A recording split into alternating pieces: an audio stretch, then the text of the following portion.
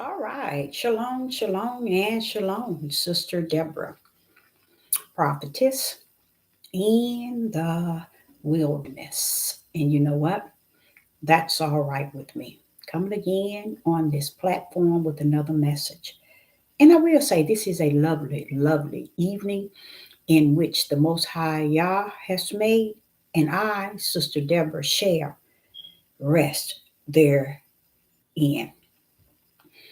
I want to let you all know we got a really good uh, topic today. We just gonna pretty much it's gonna be like time to talk, but Sister Deborah's gonna put some things before you and let you speak on it. So it's gonna be several things I'm going to say. I'm gonna shoot it to you, and we're gonna kind of bounce off of information. It's not a wrong nor a right answer. I want you all to know that it's not a wrong or a right answer. I explained to you all, Sister Deborah do not know it all, even though sometimes she might act as if she do. But what I give you, shalom, shalom in the live chat. It's good to see you. But what I do say, I feel I know a little something, something on it. And basically, I be coming to you all based on what he be giving me. So therefore, I tell you, I do know that much is that a lot of things I bring before you is things that he bring before me, and I want to say what I'm about to say now. This is not something he brought before me. It's just something I would like to bring before you just to have a good evening today. Earlier, I did a video about repentance. No, it wasn't. It was about, I don't know. It had to have been maybe yesterday, had something to do with what I was speaking about today. And I think this young man came early this morning. Uh, uh, and he said something. I thought that was really powerful what he said, and I really, really want to really feel that in what he's saying because I read it and I said, "Wow, if you really think about it, that's a little power in there." So I'm going to give you the message in which he uh, messaged me. But what we're going to do, we're just going to kind of talk. It's going to be pretty much like a time to talk. And I'm just going to put something out and ask you, shalom, shalom in the live chat. It's good to see you all. I'm just going to put something out and then I'm going to leave it into your hands. That's it. And we'll talk about it. It's no wrong and right answer. Earlier today, I was listening to a speech from Farrakhan, Minister Farrakhan. He's 91 years. He's 91 years old. And I just think of all those years, 91 year old, years old. And I think that's a lot of years to have sat among a flesh of a man, but have nothing in the spirit to give unto a people. Woo-wee, Deborah, you going to get yourself in some trouble, girl. You going to be in trouble. You going to be in trouble. uh, I like his speech. Don't get me wrong, and that's you all might not know this. I'm the type of person because he taught me if this dog bark a certain way, the reason why I gave you the spirit of discerning so you can discern it as well. So the way he trained the gift that he gave me, he wanted me to know it's not between this religion or this race or that race or this state and this country and that state. It's being able to use it in the realm of what it was given to you in. Now, the spirit of discerning is for you, me, this is what he's saying, to discern evil or righteous. You see? So he's saying that I give this to you because your journey, you're going to need that, sister. You see what I'm saying? That's why I say I'm not here to play patty cake baker man. You know, the things that he's showing me, can't nobody tell me nothing about who he is or who he is not. Okay? So in that, he was teaching me how I had heard a dog. I was walking to the store, and it had to been like in the afternoon. What? And I heard this dog barking. Oh, y'all inside out. And I stopped and said, I wish somebody get that darn dog. What's wrong with him? You know why I was acting like that? Because the Father was teaching me how to use the spirit of discerning gift that he gave me. And my stupid self, following the voice of this dog, said something wrong with him. You see what I'm saying? And at that moment, I was trying to locate the dog because I'm like, wait a minute. Something wrong with this. And the Father stopped me right there. He said, Deborah, I just want you to discern even the bark of a dog. And I was saying, something wrong with him, Father. Something wrong with that dog. He said, no, something wrong with it. He said, Deborah, that dog is barking that way because I got him barking that way. See, he had to talk some sense into me because I know I had lost it. And I'm like, wait a minute, what's this deal with this dog? This dog ain't got nothing to do with me. But it was a bark in that dog that irritated. Ooh, it just irritated me. It just, to where my stupid self go walking and turn the corner trying to find out where this darn dog is at. You see, and the Spirit of the Most High said, Deborah, he wanted me to, he said, that dog is barking. I got this dog barking. I said, but there's something wrong with that dog. He said, no, it is nothing wrong with the dog. I'm teaching you how to use the gift that I have given unto thee. Even with a dog should you use this gift to discern.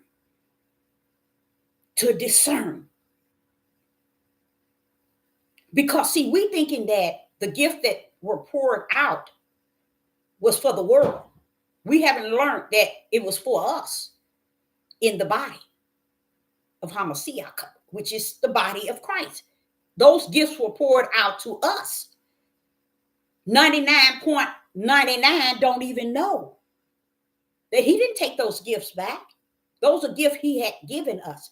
He had to teach me that one, how to use the discerning spirit, and how to use the interpreting tongues. I was confused. I'm hearing different tongues in these churches, and I'm like saying, wait a minute. This is confusing. I could understand each one, but they were all over the place, wasn't making no sense. To only one I can interpret a praise to the Most High Yah, but these other ones all up in here, and I'm like, what is this? But he had to teach me in the church. That's why I'm telling y'all, I don't bother the church as the building that many people say Christian. I don't bother that because the Father had my steps that he had ordered in that area so that I could learn what he needed me to learn from. And I thank him for that, because had not, I wouldn't have never known how to interpret tongues. I knew the first time I heard it, it was my mom and I next to each other, and we was on our knees praying. And I stopped and I was like, wait a minute, I understand what she's saying. That's how I first started. But then when as time go on, I hear all these other stuff, jibber jabbing and all that. What is this? And the Holy Spirit had to teach me. Just because the Holy Spirit tongue is present, don't mean Satan ain't coming behind it. Don't mean flesh ain't trying to mimic it. So he had to teach me the sounds of the flesh tongue and of Satan's, the wicked tongue. And the Holy Spirit tongue, I could grip those praises going up. But this other stuff was going on. I was confused, but he had to show me. So it not only do we have the gifts already in us and we don't know how to bring them forth, is that even the Father has to probably work with you. And a lot of us would deny the power that rests therein because we don't have that trust that there's something really within us, but a lot of us do, because he put it in the body of Hamashiach. He ain't take nothing back. When he dropped them from heavens, he didn't say, let me go pick them up. I ain't giving them nothing. No, he's not like that. So what we're going to do is we're going to talk about some situations. And like I say, I was listening to Farrakhan. He's 91 years old. And a lot of power in what Farrakhan is saying. And when I say that power, it's that energy in the flesh. When I say that energy, that part of your flesh that says, oh, that's a good idea. Oh, that's something I wish we could do. Or that sounds pretty good. You know what I'm saying? But then you have to understand, you still got to stick with the spirit realm. Even though he said so much good information in the flesh, you still got to measure him and what he's saying toward the spirit that's greater in you. That's the purpose of him coming in you and being greater than he that is in the world. So when Farrakhan starts speaking, you can still have that compassion to what he's saying, but yet you have to weigh it weigh it by the one that's in you that's greater. And he'll weigh that thing. He'll measure that thing. He'll show up and show out in that thing. And when I was listening to him, and he had a message to the Black community, a lot of things he was saying is pretty good. But then out of nowhere, you guys, out of nowhere, my first thought, you're 91 years old. And the people ain't got no more than they did when you were 20 following Muhammad. And what's his name? What's his I think that's whoever his name is, Muhammad, or whoever the man that he follows. I'm talking about Farrakhan. When he was 20, he followed.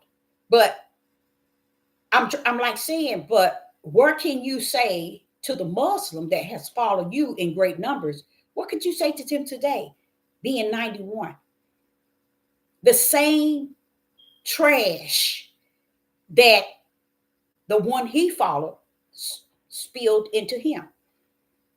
We're sitting after being 91, 70 years, 71 years or longer, he been in this. What have you said that has manifested in the world today?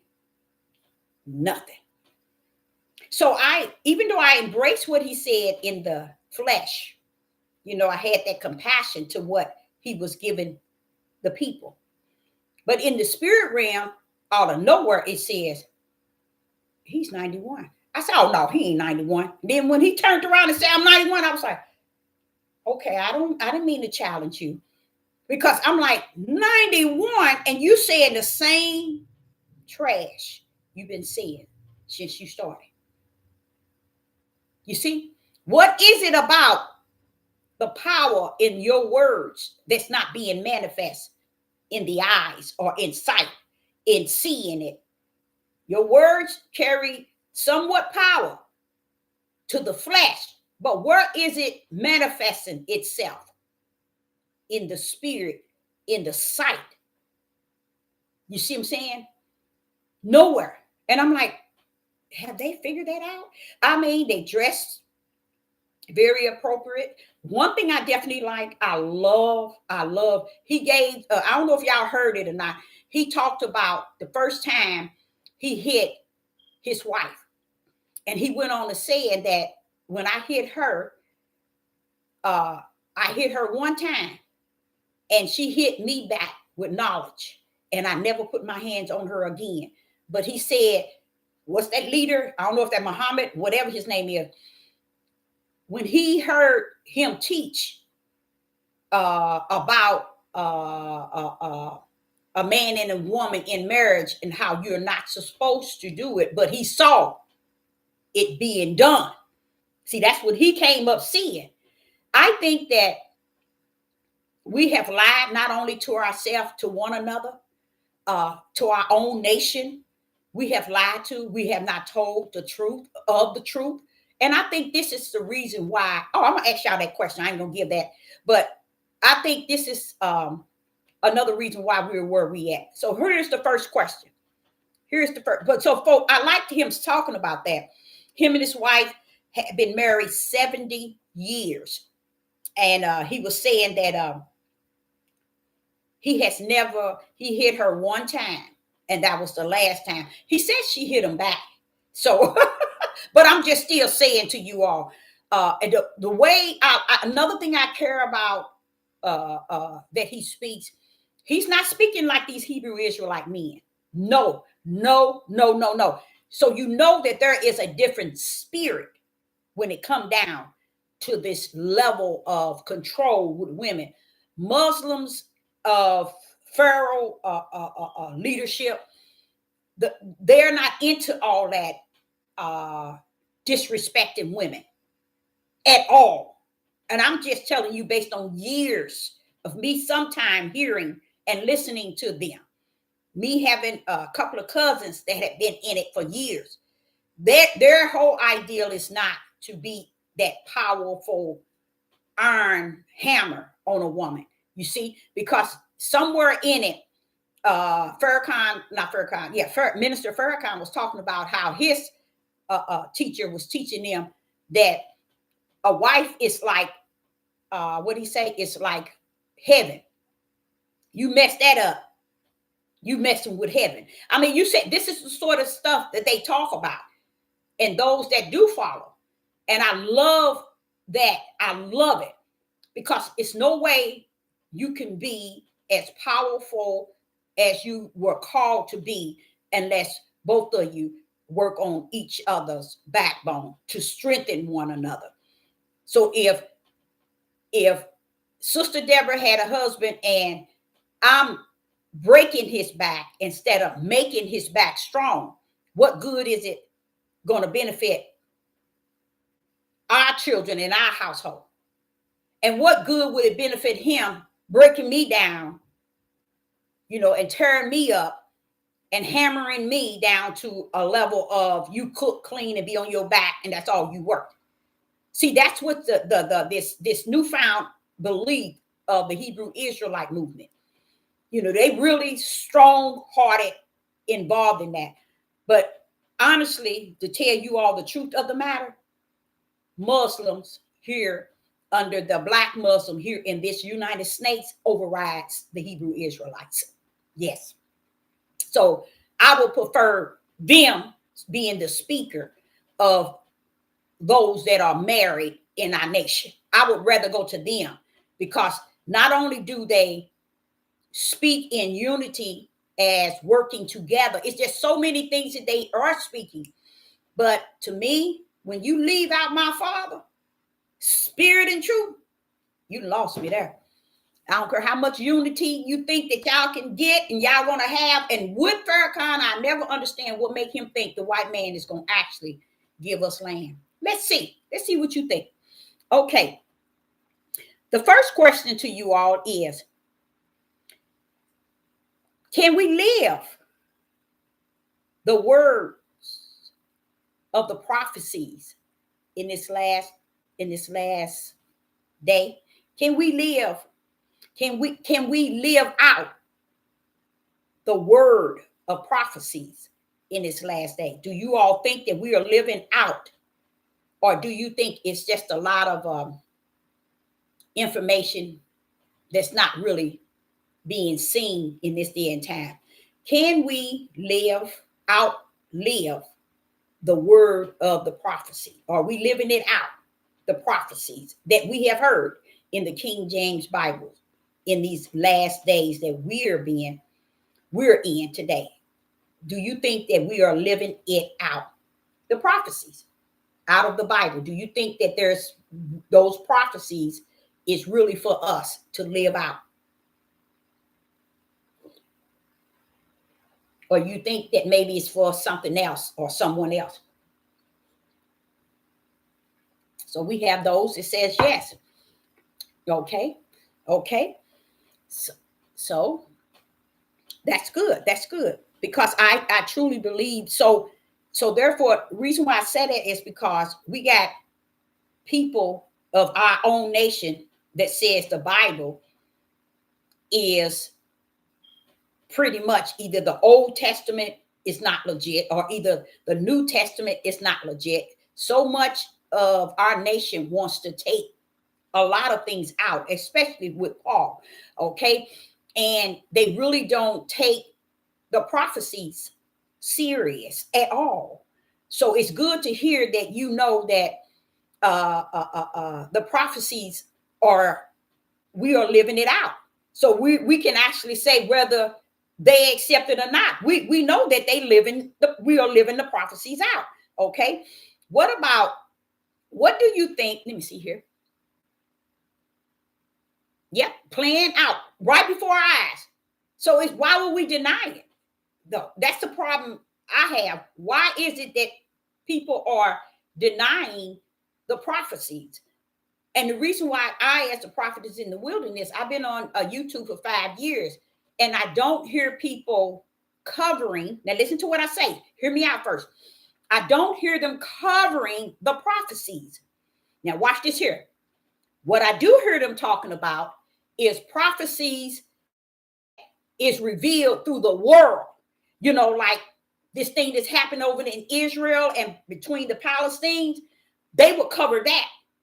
When that prophecy or anything in that kind of covers a prophecy, oh, they ready to put it before you. Oh, they take those and put that before you. But the prophecies that we know that's right before our eyes, why isn't the people on these platforms that said that they are who they said that they are, and they so awakening, why is it they don't cover the prophecies? Only let me set another example. Let's say the water turning to blood. They'll go in once the United States and a system put it on the media, then they're only cover it if the world bring it forth. But they're not coming out with the prophecies, you guys. They're not coming out with them. They're only covering it when the world, through the media, bring it forth. So what does that say? When they don't cover it based on the prophecies that's right, what you say, right before our eyes, being fulfilled right before our eyes, but it's not covered because the world, the people on these platforms are waiting for the world to bring it forth. Why? You know the album I was telling you all? They wait until Satan put the album on that they can dance around it and in the midst of it. Because dancing to the album Satan put on means, oh, I'm going to get a lot of subscribers. I'm going to get a lot of likes. I'm going to get a lot of praise to talk about this topic. But we are living today, y'all. We are living today, like today, prophecies, but you don't hear them talking about it. Because they're waiting for the world to reveal the prophecies. This shows you that these people, you know how you see a church on every corner, and all our black churches are this 401k or whatever, that 501k or whatever, and they're teaching everything in the church that doesn't represent the Most High. Well, that's how the people are on these platforms. They don't represent the Most High Yah. The only time they want to represent him is when the world brings something forth. Now they want to tackle the prophecies. I don't know if y'all seen that, but you're going to learn it. You're going to see it. Exactly. I'm looking at that dollar sign because I don't see it to be anything else. Because I'm like saying, well, Father, you sit here talking to me throughout the day, the morning, the midnight hour, and you're sharing all this stuff with me. What's wrong with the people who've been on here for years? Why aren't they talking about your prophecy?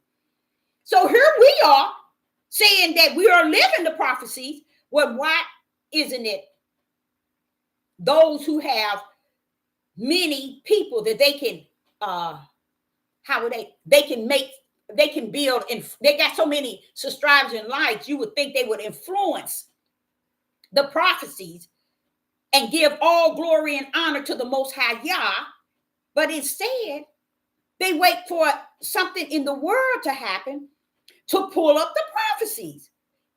And what I mean by that is not that it, like say for instance today, it could be all the birds are falling off. It could be in their state. All the birds are falling out of the sky. They won't cover it. They only will cover it once the media, CNN, NBC, and they plaster it on the media, and then, oh, let me cover this topic. You see what I'm saying? Nobody would cover anything unless the world covers it first. It leads me to understand, is this the will of the Father? It might be. It might be the will of the Father. So let me ask you something. Do you think that the white man would treat us just while we're here?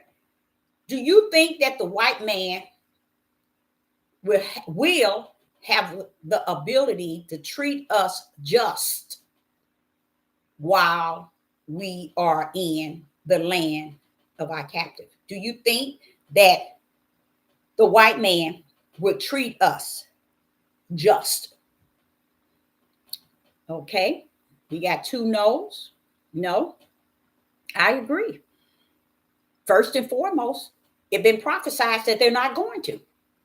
But how is it a 91-year-old Farrakhan seems to think that there stands still a chance where the Gentiles and the heathens is going to give us fair treatment right on this land? Someone says the Gentiles knows all about the prophecies. They go hand in hand. Sure, they know it. And this is, ain't that sad though? It's sad that they know all, and the heathens, they know all about it. Because the Father said it. It was placed in them to hate. There you go. And they go uphold it. Haven't they been upholding it? So where along the line will a 91-year-old man, okay, come up and think that they're gonna treat us just if they just give us what we want? Did too much wickedness. Oh my goodness. Yes. To even turn back now, huh? And that's what I love. We are cursed going in, and what did he say? Coming out. So that's the power of the prophecy that they don't seem to get. Shalom, shalom. It's definitely Yah's will.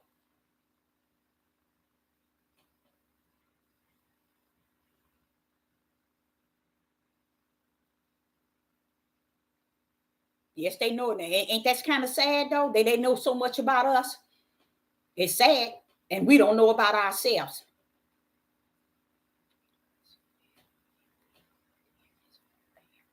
Nope, that's true. Never did.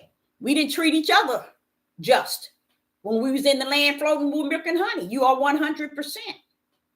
And that there, I'm gonna have to get into that, y'all. We're gonna have to cover that, because I want our men and women to understand we need to stop stabbing the Most High Yah in his back.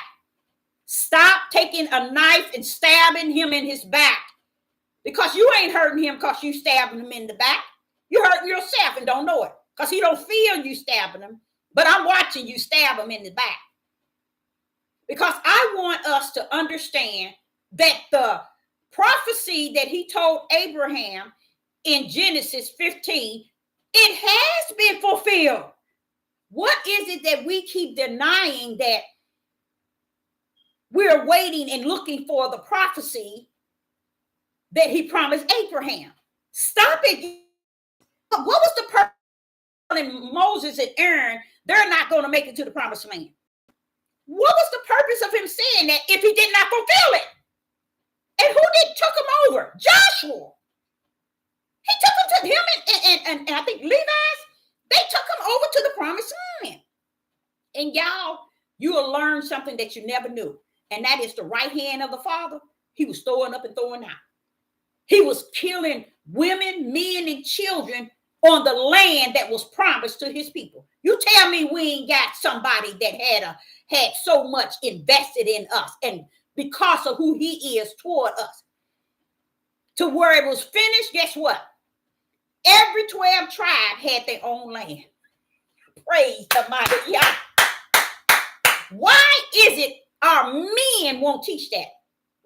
Why? Why is it we can't give Yah the glory for once bringing us to the land of floating with milk and honey that he promised Abraham? You will never, ever, ever on this devil platform, Facebook, YouTube, and no other Twitters, Instagram, Patriot, none of them, Rumble, none of them would come to what you call truth of the whole matter in spirit and truth. That, hey, y'all, we need to stop stabbing him in the back and making these people believe that his word has not been fulfilled. We lied. That's why he said, when we repent for our forefathers. Why? Because we need to go all the way back in repenting, y'all. We need to go all the way back. And what made me bring that up is when Ann said, did the black man treat us well when we were in our own land? No. All you have to do is read. Read what we were doing in the land, floating with our own milk and honey. Even he said we were killing each other in the promised land. That's why we have to understand who that small remnant he's coming for would have to be the spiritual Israel, because he fulfilled what he told Abraham in Genesis 15. Just because they teach it to you all does not cause us to look at the Most High. You said you was going to bring us to the promised land, so we all going, we all ready. When you coming? What's the day? What's the hour? Think, people. Joshua led us while the right hand and the stretched out arm of the Most High Yah brought us into our own land. And he fought everything that was in the way till we got the land that he promised to Abraham. The richest land on the face of the earth was already given unto us.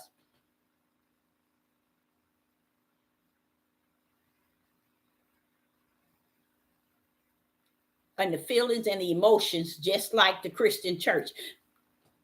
And he said something about the Christian church, but he was saying, I'm going to tell you what Farrakhan said about that too, in Hosea 9 and 13 through 14. But Farrakhan says that we need to come together in unity. The Muslim, the church, the Hebrews, all of us need to come into unity. What would be the sense of us coming into unity when we can't even come together as two? What would be the purpose? We got too much division, too much of self-understanding.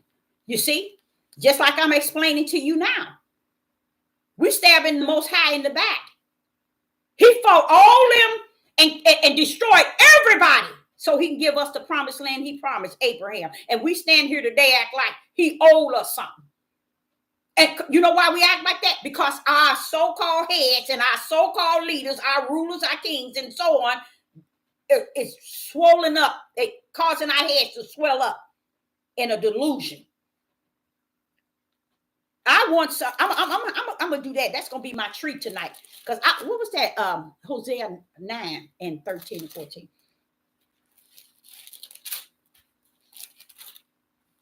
Yeah, I want to just.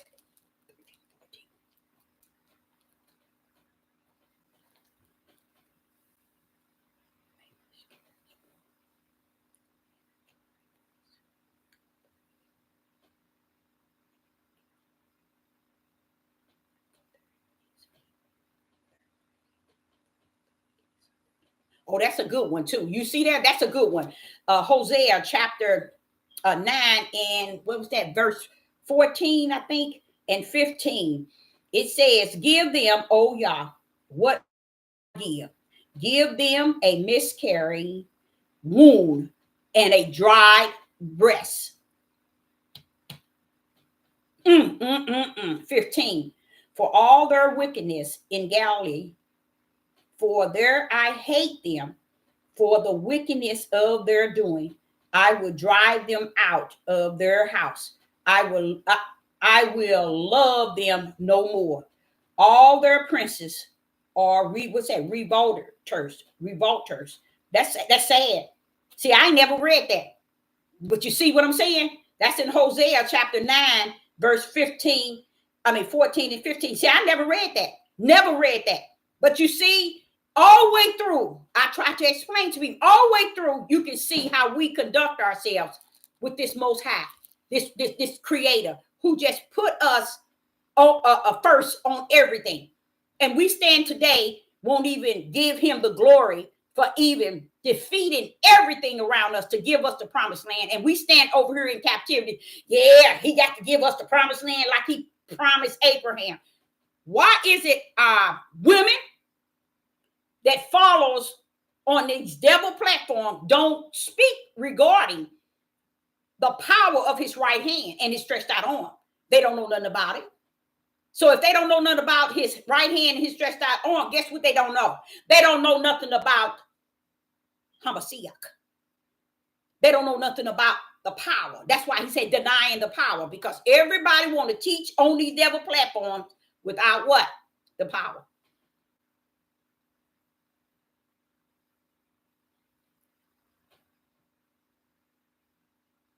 And that's what someone else was saying, that how we have to clean up our own community. When Farrakhan was saying that, this was something that someone else was saying. But he was talking about the Muslims, the Christians, the Christian church, the Muslims, and all the other like the Hebrews, Israelites. We all need to connect, because in him he feel that if we connect, then we can bring this here somewhat power to the heathens and the Gentiles to give us what we need to be our own. And so why would the Most High bring you to a land of your captivity and you never own up to the curse in which he has given you, but you're going to start inheriting things in your captivity without even saluting the curse itself, saying, okay, Father, this is what you said, we done, and this is the penalty. They won't own up, even Farrakhan. Nobody owns up. So this is what Sister Deborah is battling with. And y'all might say I'm crazy. Is this book, is it any truth in here? Because I don't see nobody living by nothing out of this book. They only use this book when they try to identify themselves. Benjamin and Levi made it to the promised land. And Ezekiel received the second stick, was the book of Mormon. What? Wait a minute. Judah, Benjamin, and Levi made it to the promised land. Ezekiel 37 and 16 through 20. Spirit we received, and the second stick, which was the book of Mormon. See, I believe that that's is to come, where he gonna bring the sticks back together in Ezekiel. I don't think it was when we was in the promised land. I think we need to go back and see when he told Moses and Aaron that they wouldn't make it to the promised land. And then as you continue to read, you'll see who went over to the promised land, as if we already been to the promised land. But when I look into Ezekiel, I see that that's the step that we're into. We're going into that direction from Isaiah, Ezekiel, and Jeremiah. Their words is to tell us where we were, he's going to take us. That's what I get out of Isaiah, Jeremiah, and Ezekiel. Yeah, he's going to take us. To be separated. Our Father said to be set apart, embrace her, and that's, but why can't we come together in a oneness of understanding? That's another power struggle. I think I sit back and I say, why is it? You know what I think? I think because everybody want to be the head. Nobody wants to be the tail. But they don't understand. He said in the end, he that is the tail gonna be the head, and he that is the head gonna be the tail. See, they don't grip stuff like that. So it's okay to be the tail. And what I mean by being the tail, if we in our land of captivity, we can be the tail. But let's come to oneness in understanding he is the head. You see what I'm saying? And if we come into that, and we need to come into it not as what is happening, everybody wants to be the head. You know, he was talking about the body of Christ. Everybody want to be the head over that body. And that's where the whole house of Israel is confused. Yeah, they are confused because they don't want to give up their head, their leadership, their rulership, their kingship. They are the lions. And they don't understand even that has to bow down to the head, which is Hamashiach. And they're not willing to do that. Yeah, I don't think it's going to happen either, to be honest.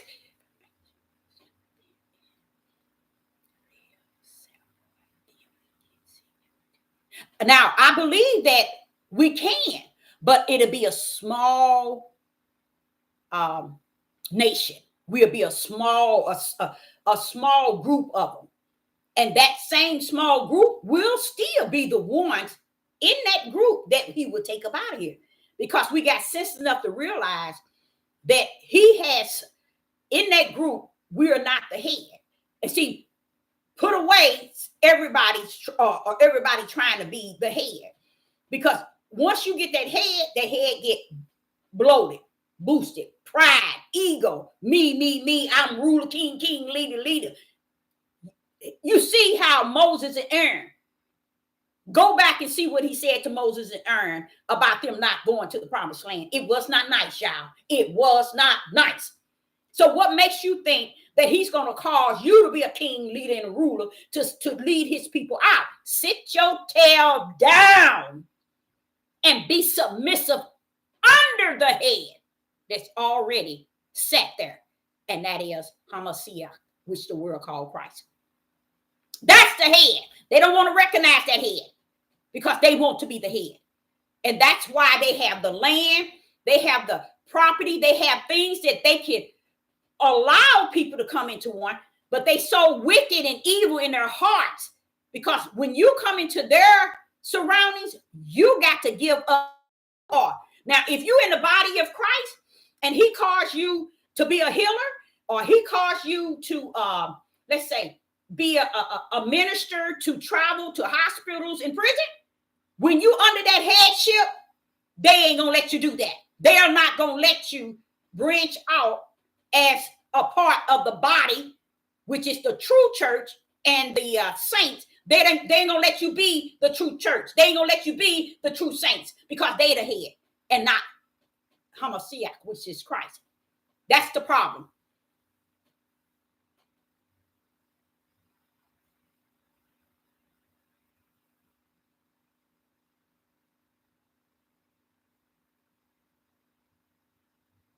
What was that? Is the second witness. They stole it from our ancestors. Now we got it back. Those two books are witness because the land is among them. I'm kind of confused. The Bible, okay? And I noticed you said two books. All right. There you go. See, I like that. Submit to the Most High Yah. That's it.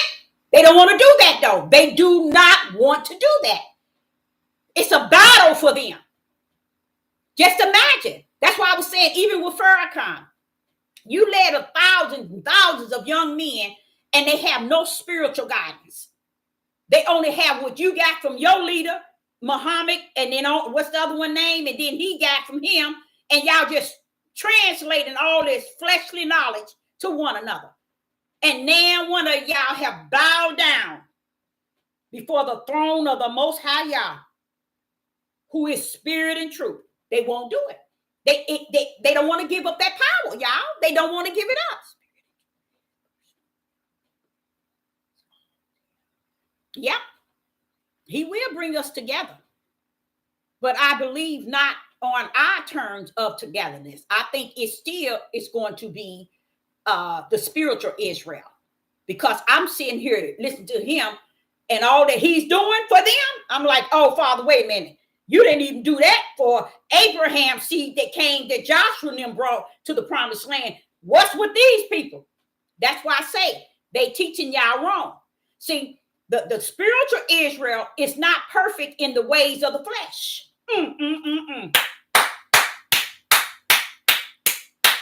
But y'all gonna take them up out of here because in him, you perfect to him. Enough for him to take you out of here. And look at all the cleaning in Jeremiah and Ezekiel 36. Look at all of what he's going to do when he clean you up. And then he's going to tell you in Isaiah chapter 4, he's going to call you holy. Come on now, y'all. Give the Most High more credit than that. We got to understand he is not taking up all this nonsense we are living in today among our own people and taking them over there to clean them up. He's going to only take those that he is spiritual. He's spiritual. And it's not a spiritual way you act, the way you conduct yourself, the way you keep the commandments, the way you do. No, he ain't talking about that. See, that's what I'm saying. We want to role play things. The way Yah is going to deal with us is going to be out of his own heart, of his own will, that what heavens had already written in who he's going to take out of here.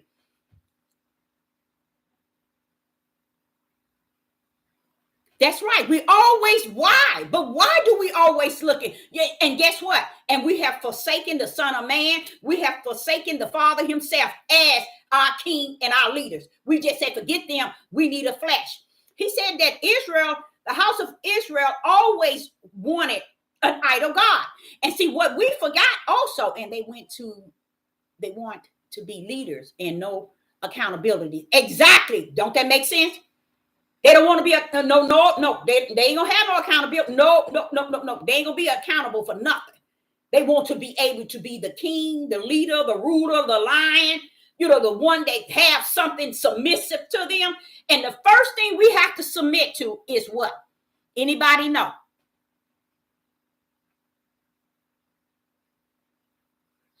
Shalom.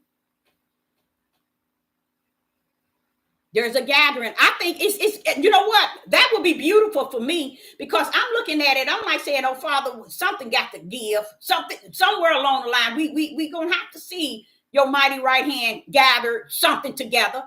You know what I'm saying? Because it just, that's it. It would have to be. And we have to know that, not know what they say is going to happen. Praise, yes. Full control. He is in full control. You're right.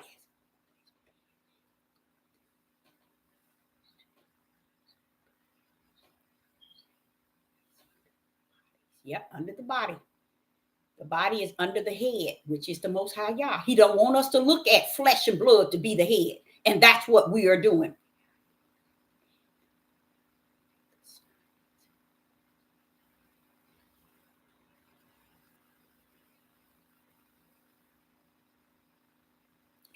Yeah, that's a book that I don't get into.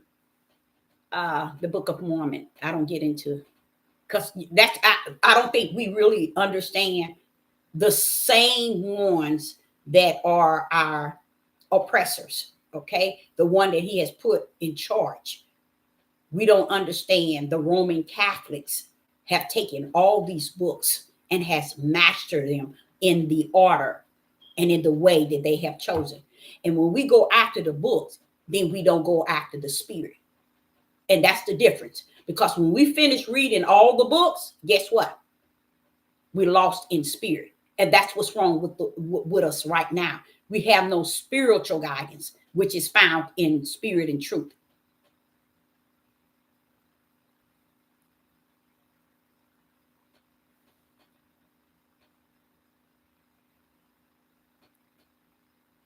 Yeah.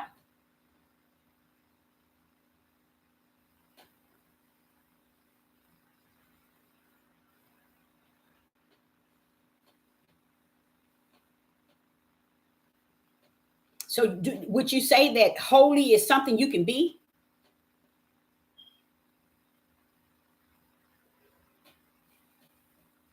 And you think the keys was given to everybody?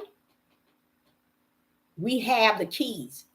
Even the 12 disciples, only one key, only the key was given to Peter. Boy, you know what? A lot of people would think that doing it that way is so simple. It's so simple because we in the flesh would think that we have the keys. We in the flesh would think that we have repent. We are in the flesh think we've been obedient. We in the flesh think we holding the holy commandments. We in the flesh think we know we are holy. But guess what? That's all in the flesh. We need to step out the realm of the flesh, find out who we are in the spirit, because all of those are fleshly entities that every man and woman on the earth have taken on just about. But it does not, how would I say it? It does not identify who they are in the Most High Yah outside of who they are in their flesh. Because holy is something we're going to be. We ain't holy. We can't be holy. Repenting is something we can do. We can repent. Obey. Oh, we ain't got sense enough to do that. Holding the commandments, we ain't got sense enough to do that. We need the Holy Spirit to help us. Because the Holy Spirit is the creator of commandments. And when he's greater in us than he is in the world, we're going to hold them commandments because he's greater in us. He's the one holding them up for us. Okay?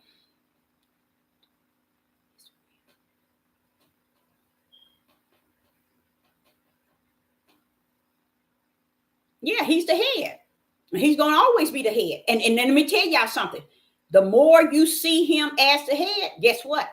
It's steps that the Father will take you into, because you recognize it and having respect for the way he called it from heaven. Everybody knows that the world calls him Christ, but Hamashiach is the head. Who is he the head of if there's nobody? What do we need the head for if there's nobody? It doesn't make sense.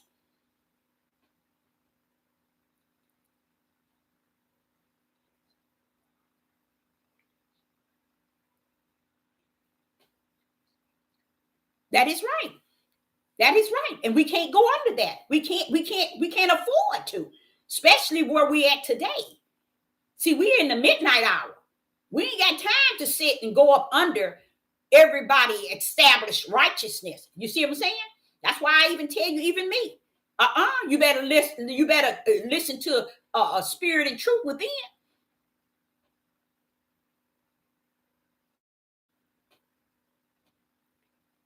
Gathering the 12 tribes. See, in Revelation chapter 7, what the gathering, what a lot of people don't know is in Revelation chapter 7, he already put the seal on the 12 tribes, and only a number is coming out of each tribe is 12,000, and that's like 1%. You ain't gonna even see them. You probably, if you was one, you probably be the only one in your community. That's just how small, like he said, a small remnant. The ones he give it to, okay.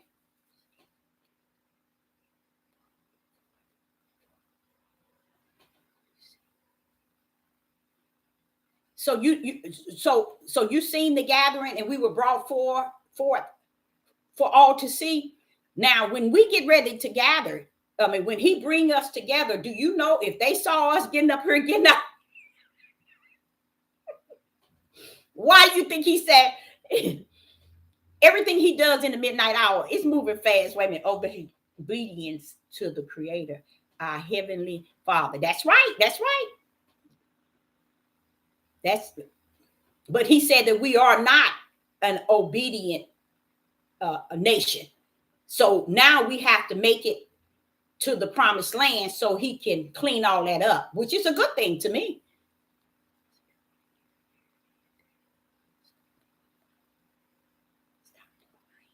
Oh, wow.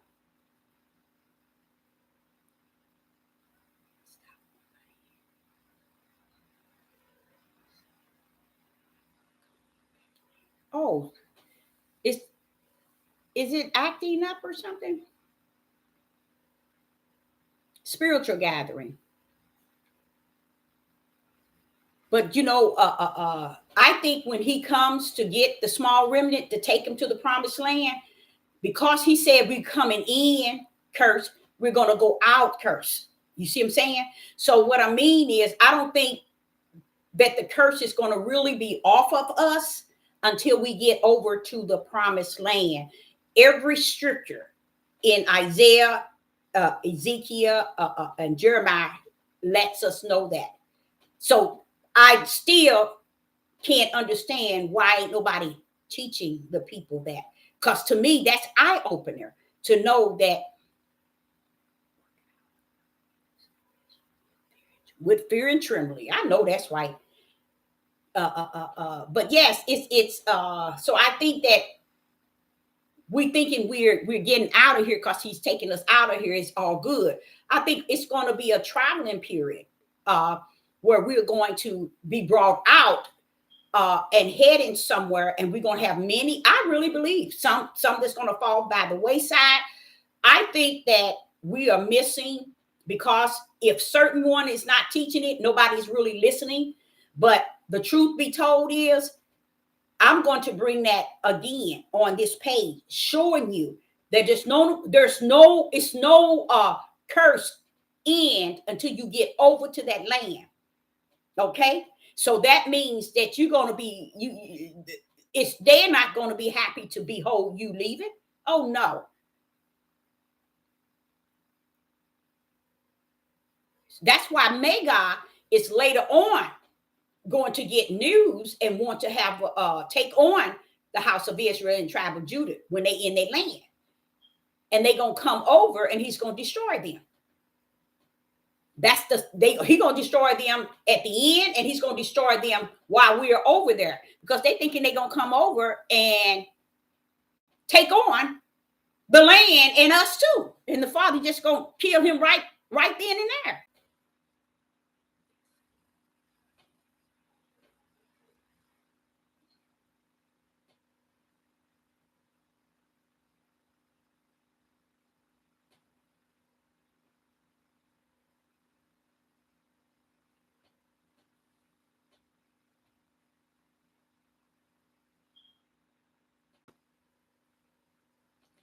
When you read Isaiah, Jeremiah, Ezekiel, until you land, you ain't gonna get cleaned up till you hit that land.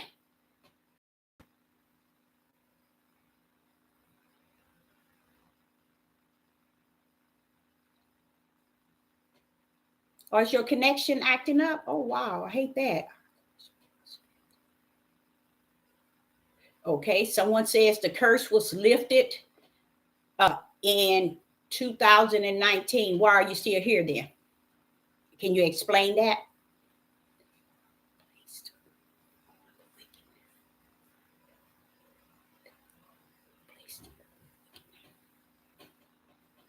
Oh yes, babe. I think you way in left field somewhere. I don't even know if you ain't even nowhere near home. And they are placed on the wicked now. You're not even at home.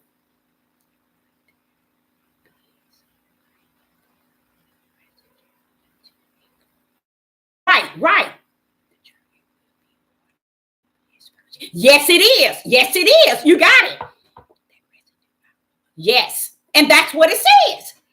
That's what it says. But just think, if our leaders, our rulers, our kings, our lions would teach truth, then just imagine how many people might come to a level of some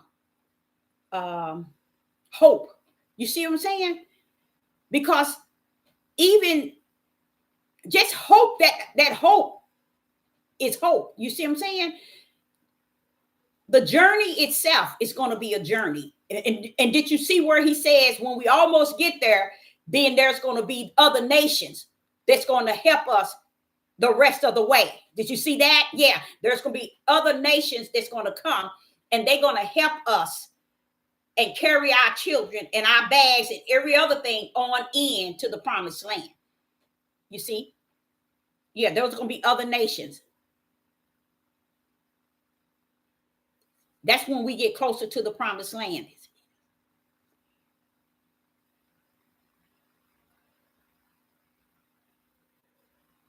Okay, I'm gonna have to do this, you guys. This individual is trying to have its own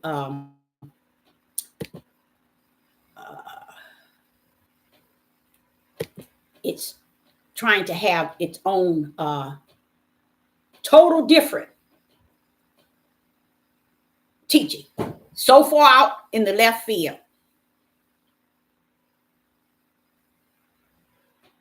I mean, but you can't tell people who's been living the lie to the point where It's who they are. They don't know any different. They can't feel anything. They can't grip any understanding. You can't tell them anything. Anytime somebody tell you this is the promised land, then they messed up from the floor. They can stay here, and when that time comes, make sure they tell that to the Most High Yah. Tell the Most High Yah that this is the promised land. We can't do that. Right. See, this can't be the promised land. Then already right there, the heathens is in the promised land. Do that make any sense? The next question is, now the glorified bodies, okay, is when Yeshua is coming. This is Yeshua HaMashiach. He's coming with his angels, okay, on the four corners. And they're going to get everybody up out. And even the sea, the land, everything's going to give up its dead. Even the grave is going to give up its dead. And those that are living, their body's going to become changed at a twinkling of an eye. Why? Because now we're coming in the Holy of Holies, before the Holy of Holies. We're getting ready to come on holy ground. So therefore, flesh can't enter in. So that's why we're going to be in our glorified body. I mean, not our glorified body, in our, what is it, immortality, and we're going to drop this flesh. Those that are still living, you're going to come out of this flesh body, and you're going to come into a spiritual form coming, because who? Yeshua HaMashiach going to be standing with the angels, collecting all four corners up out. You see what I'm saying? So that's how we're going to come up out of the flesh body. And this is where a lot of people in the world call it the rapture. See, that's why you be very careful, you guys, thinking that the time of the small remnant coming out of the end of our oppressive is not the time of Yeshua HaMashiach. Yeshua HaMashiach is coming, cleaning everything up. It's like after the 1,000 years Satan has been under, he's going to come back and manipulate Magog to come back to the battlefield, and he's going to end everything. The Father going to end everything. And those that are still alive is going to be caught up. Okay? And those that were in your graves, the sea going to give this dead. Everything going to come up for what? Judgment. And this is why you hear Yeshua saying, I had all nations. He tell you, I brought all nations. See, a lot of people thinking he's only going to bring up the righteous. He didn't tell you that. He was here on earth in Matthew, Luke, and Mark, and John, and told you he's bringing all nations. And he's separating them, the goats from the sheep. He's going to take the sheep straight to the throne of the Most High Yah, telling them that this is what was prepared for you before the foundation of the world. Meaning this was ready for waiting for you. When all of this is done and the goats are sent to their judgment, then the new heavens is coming down with all of us. It's coming down. You see what I'm saying? But it's two events that's got to take place. One is to taking us over to the promised land. The good thing today, when I was on my walk going to the store, let me tell you something. Guess what was said to me?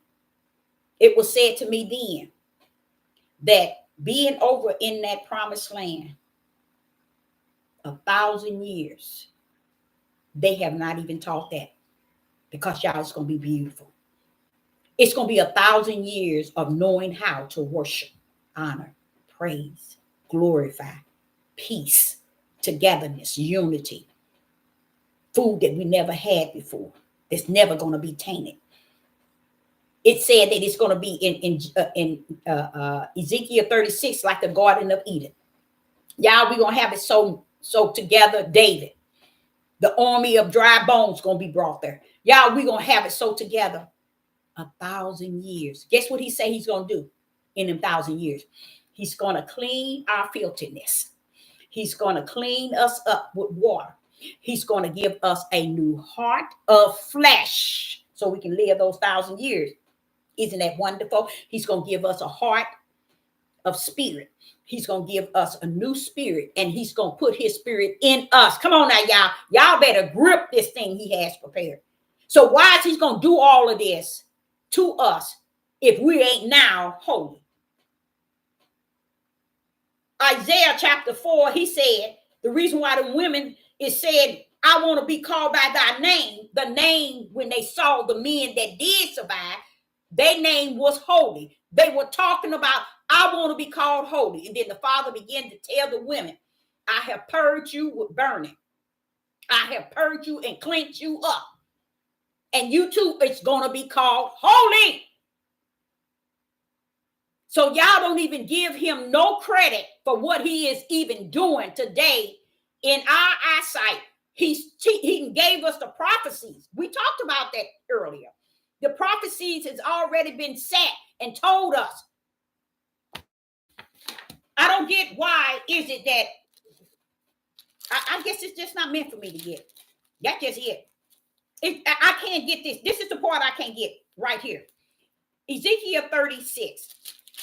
I'll never get this. Ezekiel 36. Okay. And verse 24. For I will take you from among the heathens and gather you out of the countries, all the countries. And I will bring you into your own land. Then will I sprinkle clean water upon you. There you go, clean water.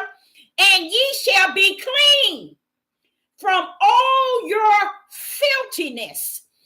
There go filthiness. And from all your idols. There go you idling. Will I cleanse you? Verse 26. A new heart. There go a new heart. Also will I give you. Now watch this here. And a new spirit will I give you, put in you. Okay? And I will take away the stony heart and out of your flesh, and I will give you a heart of flesh. He's giving you now a heart of flesh. Now watch this here. And I will put my spirit in you. That's 7. I'm going to put my spirit in you and cause you to walk in my status. And ye will keep my judgment and do them. Why? Because Yah is living through you and in you. And now you are clean as white as snow. That's what he's saying. He's going to cleanse you all up. But he said the only way he's going to do that is when he gather you from, verse 24, for I will take you from among the heathens and gather you out of all the countries, and I will bring you into your own land. Then, and only then will I sprinkle. Once he gets you to the land, he's going to clean you up. You can't afford to not get cleaned up, because guess what? He dealt with the mountain, the trees, the grass, the earth, the air, the sea. He told them, get y'all tails together. I'm bringing them over. See, y'all never thought to even read it, did you? Oh, yes. Y'all already told Ezekiel that, hey, I'm going to look, trees, mountains, stand right. Get it right. He was, y'all should hear him talk to the land. Telling it, you better get it right. Do this, do this, do this, and do this. I said, wait a minute, who are you talking to? He said, Deborah, I'm talking to what is mine. He's talking to the land, telling it what to do to prepare for you. And you over here on this here side, stabbing him in his back, making him out of the lie, and have no respect for him, profane his name, disrespect him in any way, in shape, and form you possibly can. And he over there already said, when I bring you all over, he's telling you, you're not going to get cleaned up until verse 25. Then will I sprinkle clean water. Because he's going to get you to match the land in which he has already brought to the fullness of holiness. So he's going to clean you up and you're going to be holy, just as the land going to be holy. And we over here in this land of our oppressor, never owning up to the curse, denying everything he done said, everything he said he's going to do and how he's going to do it. We still make it a lie. That's what I was saying, how we talk about the Mormon and, oh, this is the promised land. Why would we even want to? Why would Satan even think that he can come in the midst and speak that nonsense? Because he feel he has some in the live chat that will believe that. That's the only reason why I would think. We're sitting here with spirit and truth being spoken, but yet he's still coming in the midst. He came in the midst of the Most High Yah when he was with the sons of Yah. In Job, and in many times he was with the sons of Yah. He always coming in the midst. But you have to be able to let him come, but yet shut him down at the same time. Okay? So I think we need to stop lying. I just can't get this here. And I guess I told the Father on my walk today, I said, it just ain't meant for me to get nothing, is it? That's just my stupidity. I told you I ain't got no sense. But that's the way it feels. Because why is it everybody seeing him bent? And I see him straight up with all power. But everybody see him bent. They want to teach him bent up and down. They want to proclaim him to be in every shape, form, and fashion in which they say that he is. Instead of just shutting your ugly mouth, give him glory and honor and praise for just him being who he is. He's the creator, y'all. Why can't he get that glory? Why can't he get that praise? Why can't he get that honor? Because the people, they gone. I think that's crazy.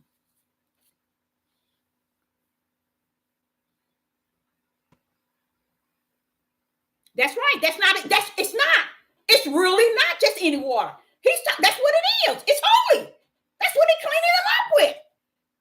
But why is it they just don't teach his power and his glory and his awesome, how awesome he is? No, we got to lie on them.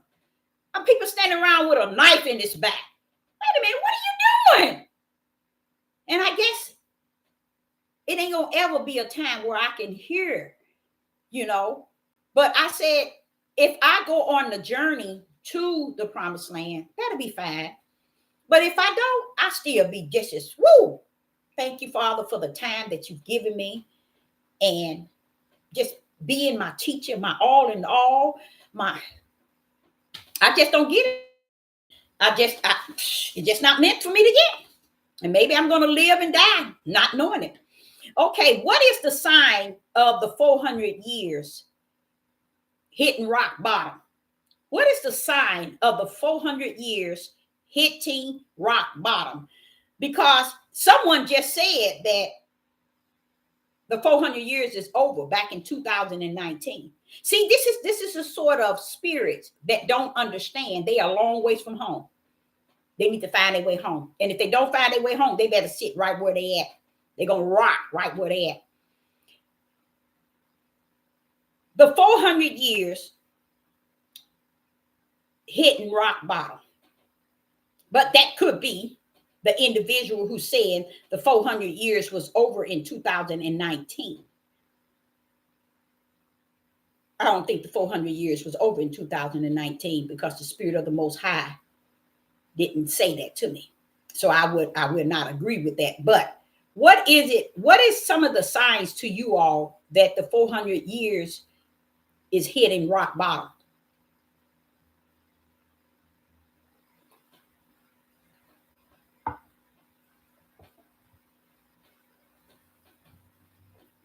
Oh yeah, they denying everything, and they don't have no problem doing it. Nobody has no problem.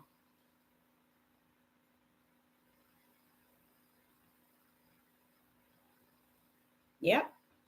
Thank him for everything, because I sit back and I was thinking about me, and he was saying, what's wrong with you? I said, this the way it's going to be? Yeah. And because do y'all understand what it's going to be like over there? Do y'all understand when Satan is going to be chained up 1,000 years? That means no hell hitting you. Nobody's bothering you. They're going to be trying to come up there where you at and worship the Most High Yah. You're going to be up there in your land ruling, and they're going to want to come to detach to you all to serve yo Yah. Y'all just don't understand the things that he has told us, and we still deny every prophecy and everything, because a lot, I think that's the whole, see, we have to understand, what was these platforms really created for? What was these platforms really created for? Can someone answer that?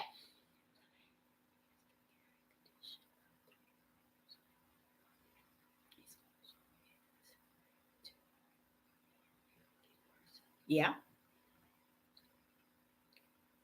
And I think that's a very important, I think that's a very important point.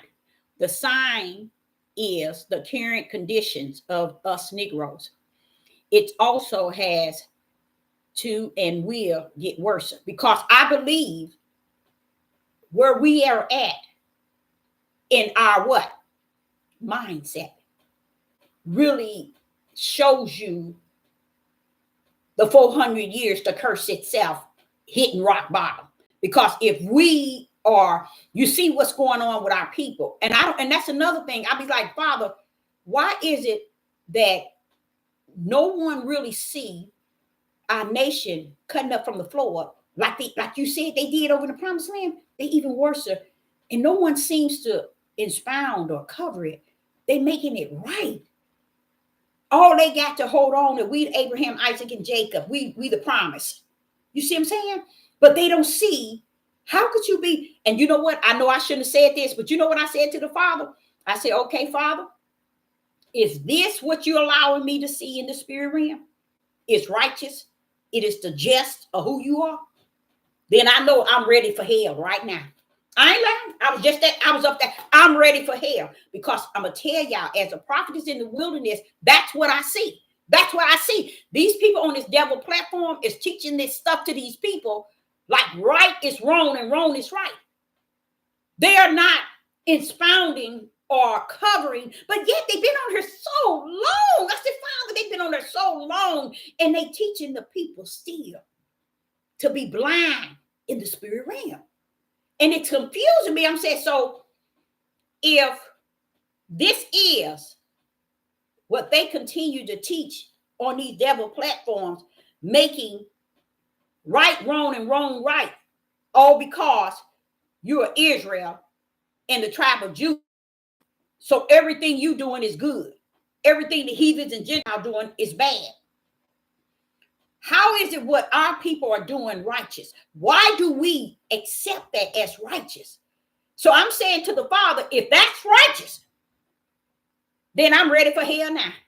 Because I'm looking at this stuff, and I've been telling you all who have been following me for the last 3 years, telling y'all, it bothers me to see this. The way I see it is because he opened my eyes to see. And I'm trying to grip this thing. Is this righteous? That's all they talk about. They don't talk about, wait a minute, hey, bro, that hate that you got, But now that I know that in Genesis 3 and 15, the Father already charged Satan, letting Satan know this between you and I rule. And you know it. Satan said, I don't have no problem with that. I know you do. I just appreciate you giving me the time to cut up from the floor on this earth. And he's telling him in Genesis 3 and 15, I put intimacy between you and mine. So there is going to be a hate between you and mine. So how is it we're saying we're Israel and the tribe of Judah doing all this hate? I mean, this hating one another, killing one another, destroying our properties, going in place, stealing and tearing up and being very, very, very, very, very violent. And we put it on the Most High, y'all. We get on these devil platforms and say, they bothering us. What is your nation doing? Have you ever decided to take your platform and speak to your nation? Nope, they won't do it. Because they won't get the subscribers. They won't get the likes.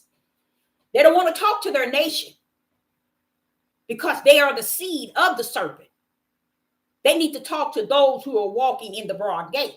Not he that goes to the narrow. They ain't got time for you that's trying to find your way with the light. They want to go straight into the narrow gate, and that's where they want to lead you. Into the broad gate. They don't want to go nowhere near the narrow, because it doesn't make any sense to me. And I'm like saying, okay, Father, if this is right, then I am wrong and I'm ready for hell whenever you're ready to take me. Because this is really overloaded for me, being a student of the Ruach HaKodesh and being taught from the wilderness, seeing this stuff and seeing these people cutting up from the floor up. And then he always tell me with that comforter, remember your other brothers, the prophets in their days. They seen and they saw, they seen, heard everything you're going through now. They've been through it too. That's why they end up taking a lot of their lives, because they were speaking truth. That's just how bad the house of Israel and the tribe of Judah has always been. He never sent his prophets to the world. He always sent his prophet to the house of Israel and the tribe of Judah. That shows you how much he felt invested in a people. And here it is today. And I'm saying, Father, how is it that they ain't saying nothing about you, your power, Father? They don't even know nothing about your right hand. They don't even know who Christ is. They don't know anything, but yet they are hooping and hollering. He said, Deborah, I've already told you. And yes, it's hard. It's hard. It's real hard, because you seeing this, you living this, and you seeing this. And you're right. The condition of us Negroes, it also has to, and will get worse with no doubt. Everything seen is unseen. Yes, you're very right. So 100. And that's what makes it hard. Did you know that? When you're able to see it, but yet it is unseen, because you're trying to figure out, well, why ain't they teaching this? Why ain't they? No, as soon as the devil put an album on, say for instance, the devil put an album that the banks is closing. You hear every Hebrew so-called Israelite with a video, 2 or 3, 4 or 5 videos covering the banks closed. Why ain't you covering Deuteronomy 28 in game? They can't afford it, because they are not about spirit and truth. They about the lie to lead Israel into a dark tunnel, and they don't even understand he's going to hold you liable from leading them there. That's what they don't understand, and they don't care to understand, and he ain't gonna let them understand. So it is what it is.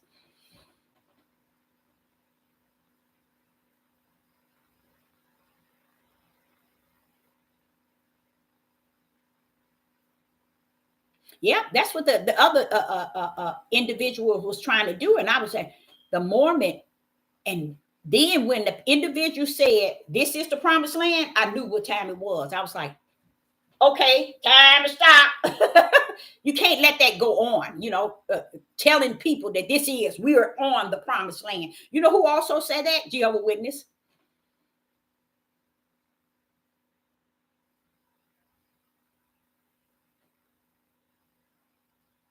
Oh, wow. Is it still spinning?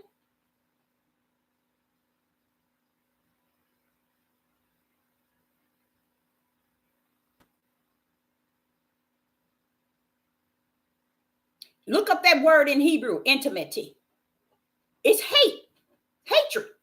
Now, why would y'all put hatred between? Because he wants you not to get over on the other side in no shape, form, or fashion. And that's what the house of Israel is doing. They're trying to get as many as possible on the other side of the serpent seed. Because I'm like coming from the wilderness level saying, well, wait a minute, Father, you mean you showing me this? You revealing this? But Father, they teaching something different. He said, Deborah, you need to go back to Genesis again. See, I get in trouble. I get chastised from Genesis because he wants me to understand this need be. They're not going to follow the righteous will. They're not going to go in the narrow gate. They're going to continue because they want what they want in their flesh.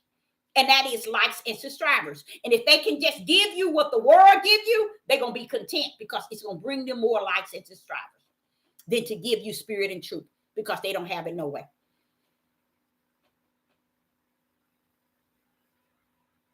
Oh, yes, without a doubt. But don't forget, go back to Genesis chapter 3 and verse 15. That's what that intimacy is, intimacy between. And then he said, then it's going to be between the woman and between the woman seed and between the serpent seed. So he's letting them know there's something I'm putting, and now one of them grip that. You would never hear none of them gripping the fact that there was something put there. Need be, because the Father felt the need to place it there.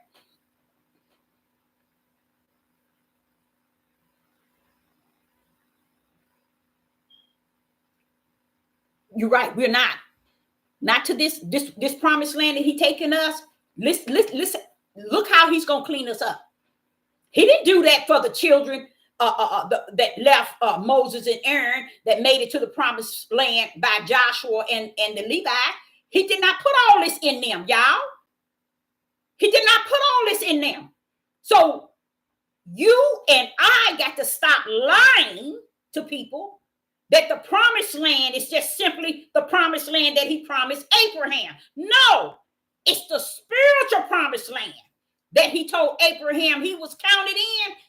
Those children of Abraham that are spiritual are counted in for the promise that is the promised land that is spiritual. Look how I'm going to find those scriptures so y'all can see, and I'm going to read them to you, and it's going to blow your mind what the Father is saying to the prophets about this land. And He's sitting here going off. You hear me? Totally going off on the land, telling them He's charging the land, but it sounds like He said, you better do this, you bet. But He's talking to the land. I said, wait a minute, who are you talking to? I ain't talking to you. I'm talking to this land. That's how I'm going to get it together. But what we did, here we are today, won't even give Him the glory and the honor for how He's going to prepare the land for us. Isn't that sad? We over here sitting here talking about they bothering us. Now listen to this. Ezekiel 36. Listen to what he says.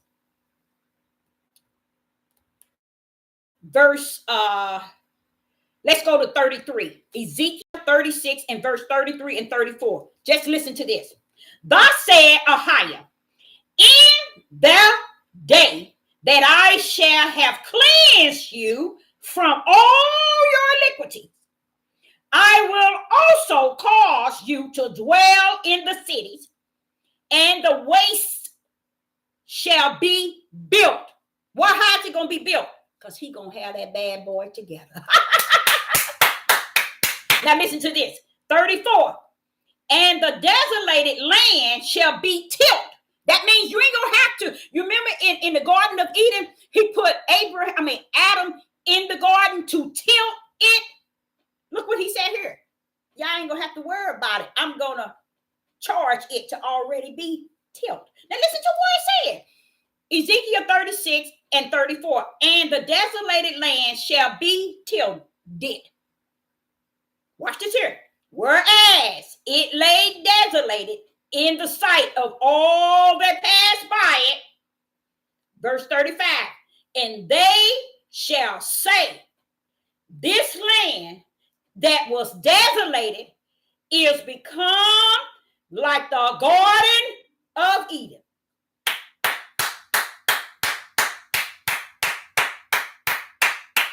And the waste and desolated and ruined city are become fenced and are. He's going to build that bad boy up just with His word. What you mean, Deborah? He going to speak it, and the mountain going to know what to do. He going to speak it, and the sea going to know how to prepare. He's going to speak it, and the grounds and the fruit trees and the plants and the herbs, everything that we're going to need is going to come to play from what? The word. He going to speak the word, that right hand power going to come up with it. Earth going to be like, oh, we got it. And then what did it say in 36, in 35? And they shall say, who is that? Not us. Who is they? This land that was desolated is become like Garden of Eden. These are things we need to talk about, y'all. These are the things we need to be uplifting and thanking him for why he already then told us how he gonna bring us in. We sit so busy telling us about the synagogue of Satan over here fighting against what is it? What's his name? Ishmael. Just stupid stuff. Well, why ain't we talking about this? Why is it we're not talking about this, y'all? Why aren't we talking about, wait a minute, y'all, the promised land gonna be set up like the Garden of Eden? Do y'all know what that was like at the beginning? Come on now. Everything outside of the tree of knowledge of good and evil, that ain't gonna be there. You see? He's gonna deck it out. He's gonna speak it. And by the time we get in there, it's gonna already be ready. And that's why he got to quickly start cleaning us up once we enter into it. Because I'm gonna get all the scriptures together to let y'all hear how he going off. It sounds like he going off, y'all, on the land. It sounds like he going off on the land. And he's telling the prophet, the land, you do this. Trees, you do that. And I'm like, okay, what is all that about? He said, I'm trying to get it ready for the people. I said, what people? Deborah, the one I'm bringing over. So for him to prepare a land like this, how dare we not know that it's holy? Why? Because the tree of good, knowledge of good and evil is not going to be there. There's not going to be nothing but peace. And the Most High going to abide. David going to be there. Yeshua going to be there. This is the type of spirit that's going to be upon this land, y'all. Why ain't we talking about that? Why ain't we preparing our inner man to meet him wherever he's going to meet us to bring us up out of here? No, we're talking about, we Africans. We Africans. That's the promised land. You ain't no African. First and foremost, you are a spirit. And that's something else we don't understand.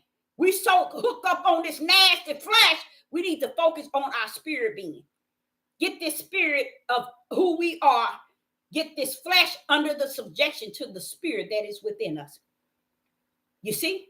And stop thinking that life is about how our flesh feel and what our flesh think and how our flesh want to act, because that's exactly what you hear on this devil platform. They ain't teaching nothing, spirit and truth, nor the light to show you the way to the narrow gate. They ain't got it. He said, Deborah, how do you think they're going to be able to teach somebody something they don't have?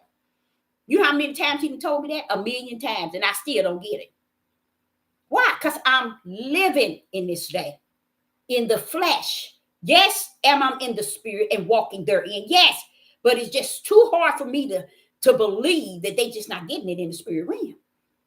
But they leading the multitude straight into the broad gate. So another question was, where would you think unity could start in what we know today? Where could unity start? For he that knows that the Father is coming and that all the good things, just like I was just telling you, how he's going to clean us up and what all going to be in the land, how he going off on the land. And he telling the land why he going off on them. Because I'm bringing them on over.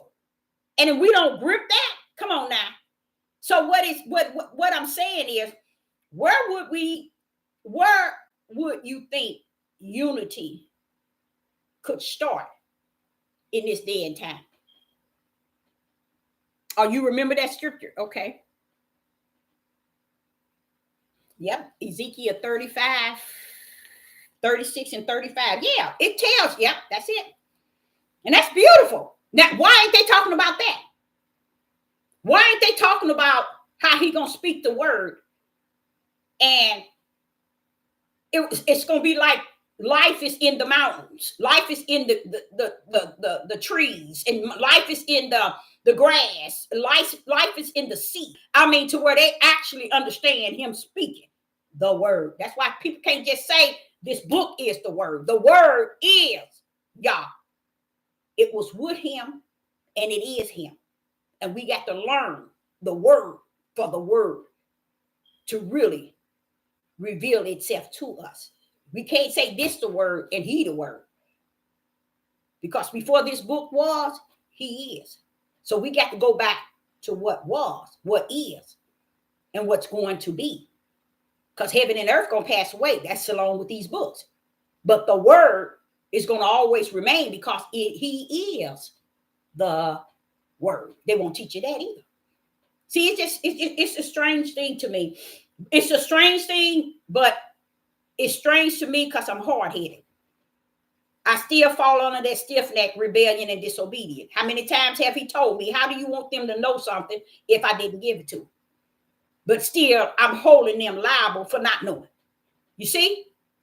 So I need to work on understanding that these things need be. It's going to go according to the Father and not according to how we see it in the spirit realm or see it in the wilderness. It's still going to go, what we was talking about earlier, the way he has prophesied it to. Okay? So when I say, where would you think unity could start? Unity can start in respecting the body of Hamashiach. Okay? Understanding that the true church is not a building. The true head is not a pastor. It's not a bishop. It's not a prophet. It's not a prophetess. It's not a seer. It's not a Maureen. They are found in the body. You see how messed up on the floor up that is? Where do you see a scripture that says that they are the head? No. This is how they have used their power to control the mass.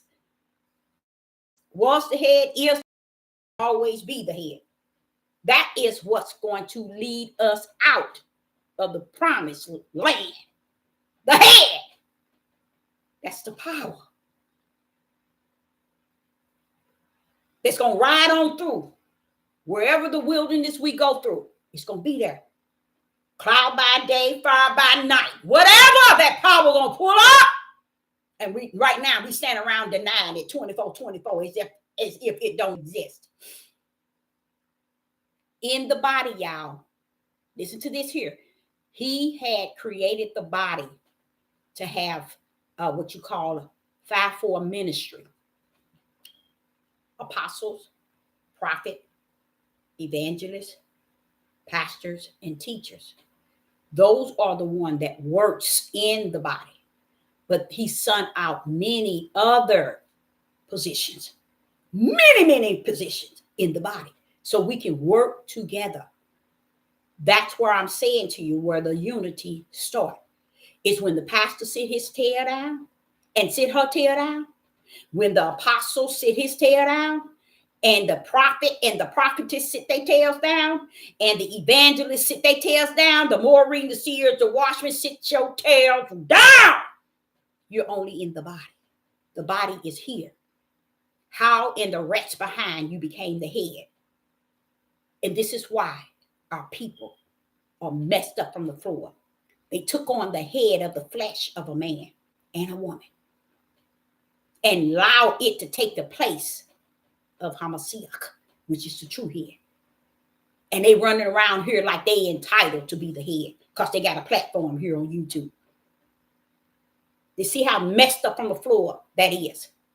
They ain't looking at the idea of, wait a minute, for me to be running around here trying to control people, wait a minute, wouldn't I be stepping out of line? Yes, you are. Because he said we are all in the body.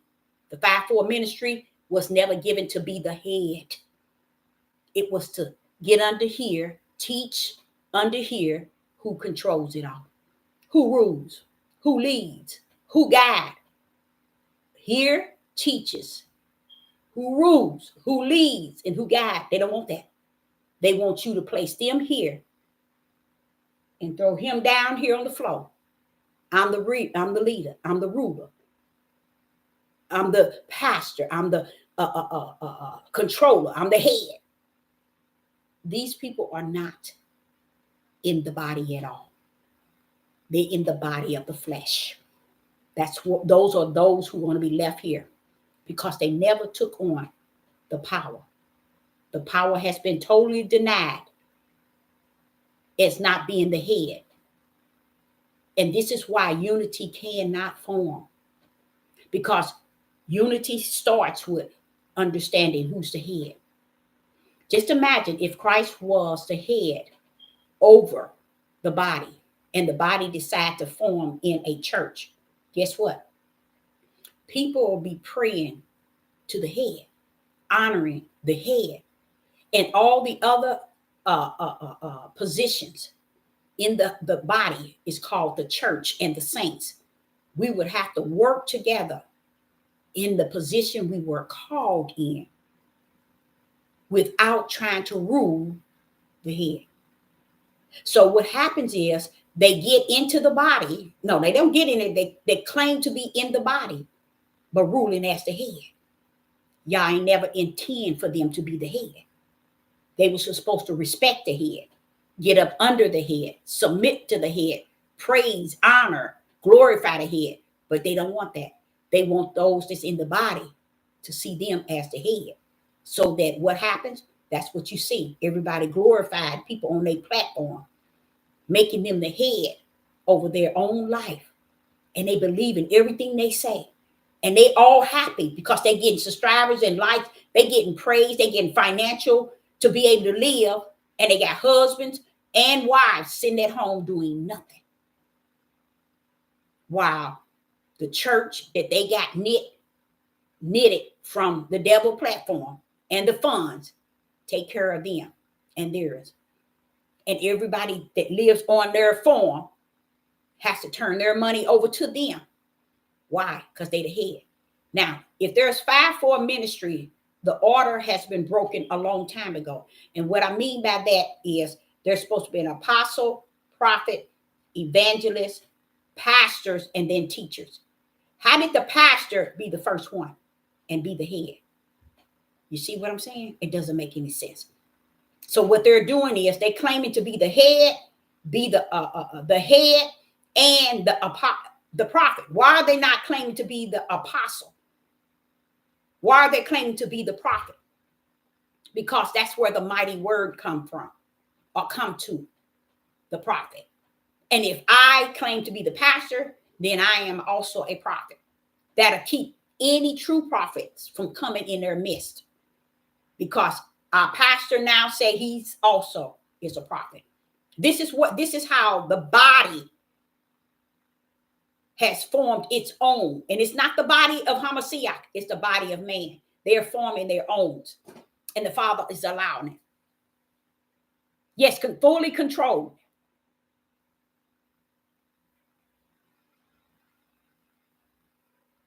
Yeah, never was. Because that's why, say for instance, if you got sick, guess what? The respect that we have for the head that rules the body. There were gifts poured out in the body. We were to go to that individual who has the gift of healing. You see what I'm saying? Go there. They lay hands and we heal. You see what I'm saying? We as people didn't want the gifts. We didn't take on what the Father had poured out to us. And when he told me, he said, Deborah, the tongues are going to cease. I said, why would you give something and then take it back? He said, I ain't took nothing back. It's the heart of man threw it away. I was like, he said, yes, they done away with it. They prefer praise dancing, praise worship. You see, instead of my tongue that gives praises to go up so that they blessings can come down. And that's why they ain't getting no blessings. You see, so he breaks things down to me so I won't be stupid. 24. Halfway stupid anyway, but I'm just still saying. So therefore, it helps me to understand why things are the way that it is, but it does not erase the fact that I'm a living prophet, living in the world with you all. You know, so it's like I'm just here to experience all this nonsense, but I thank him for allowing me to speak on it. I really do. So what does unity look like with you? And that's what I was just saying. Unity is a form where everybody in the body, the church and the saints, come to understand the ultimate head is Christ, Hamashiach. That's it. That's where it starts. Y'all don't think that's beautiful? For everyone that's in the body, understand, I don't care if you're an apostle, I don't care if you're a a prophet or a prophetess or evangelist, a teacher, a pastor, no matter what you are, a healer, a prayer warrior, and all the other ones that he has given, a singer, all kinds. But you understand that he, Hamashiach, is the head.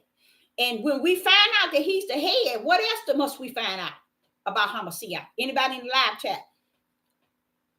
What else must we find out about Hamashiach?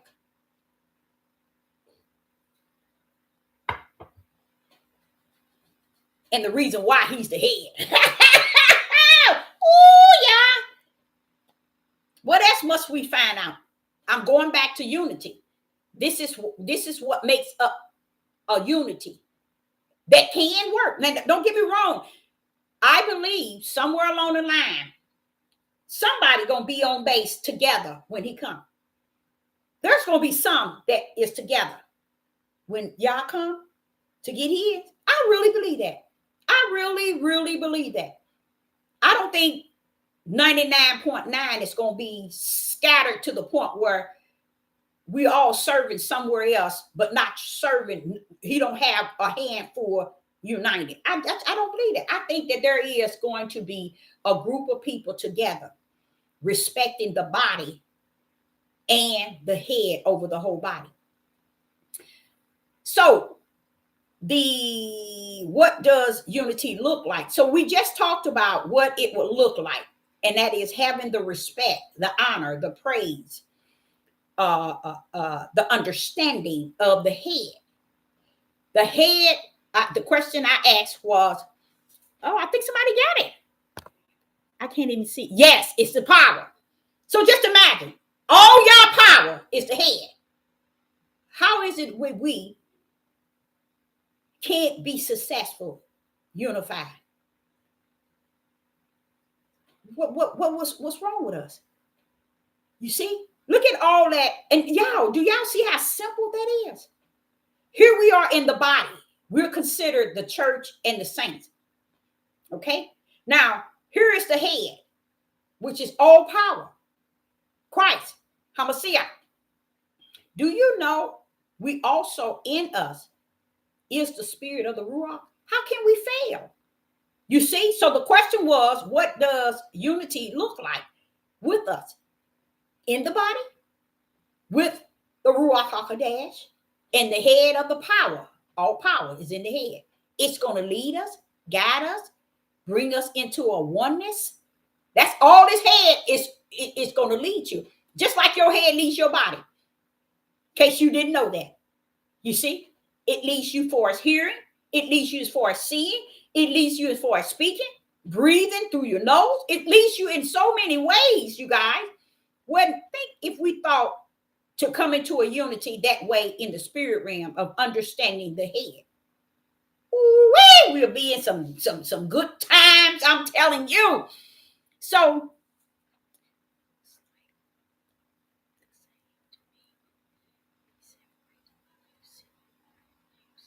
exactly, but that's what he said. The scripture said one can't say something to the other.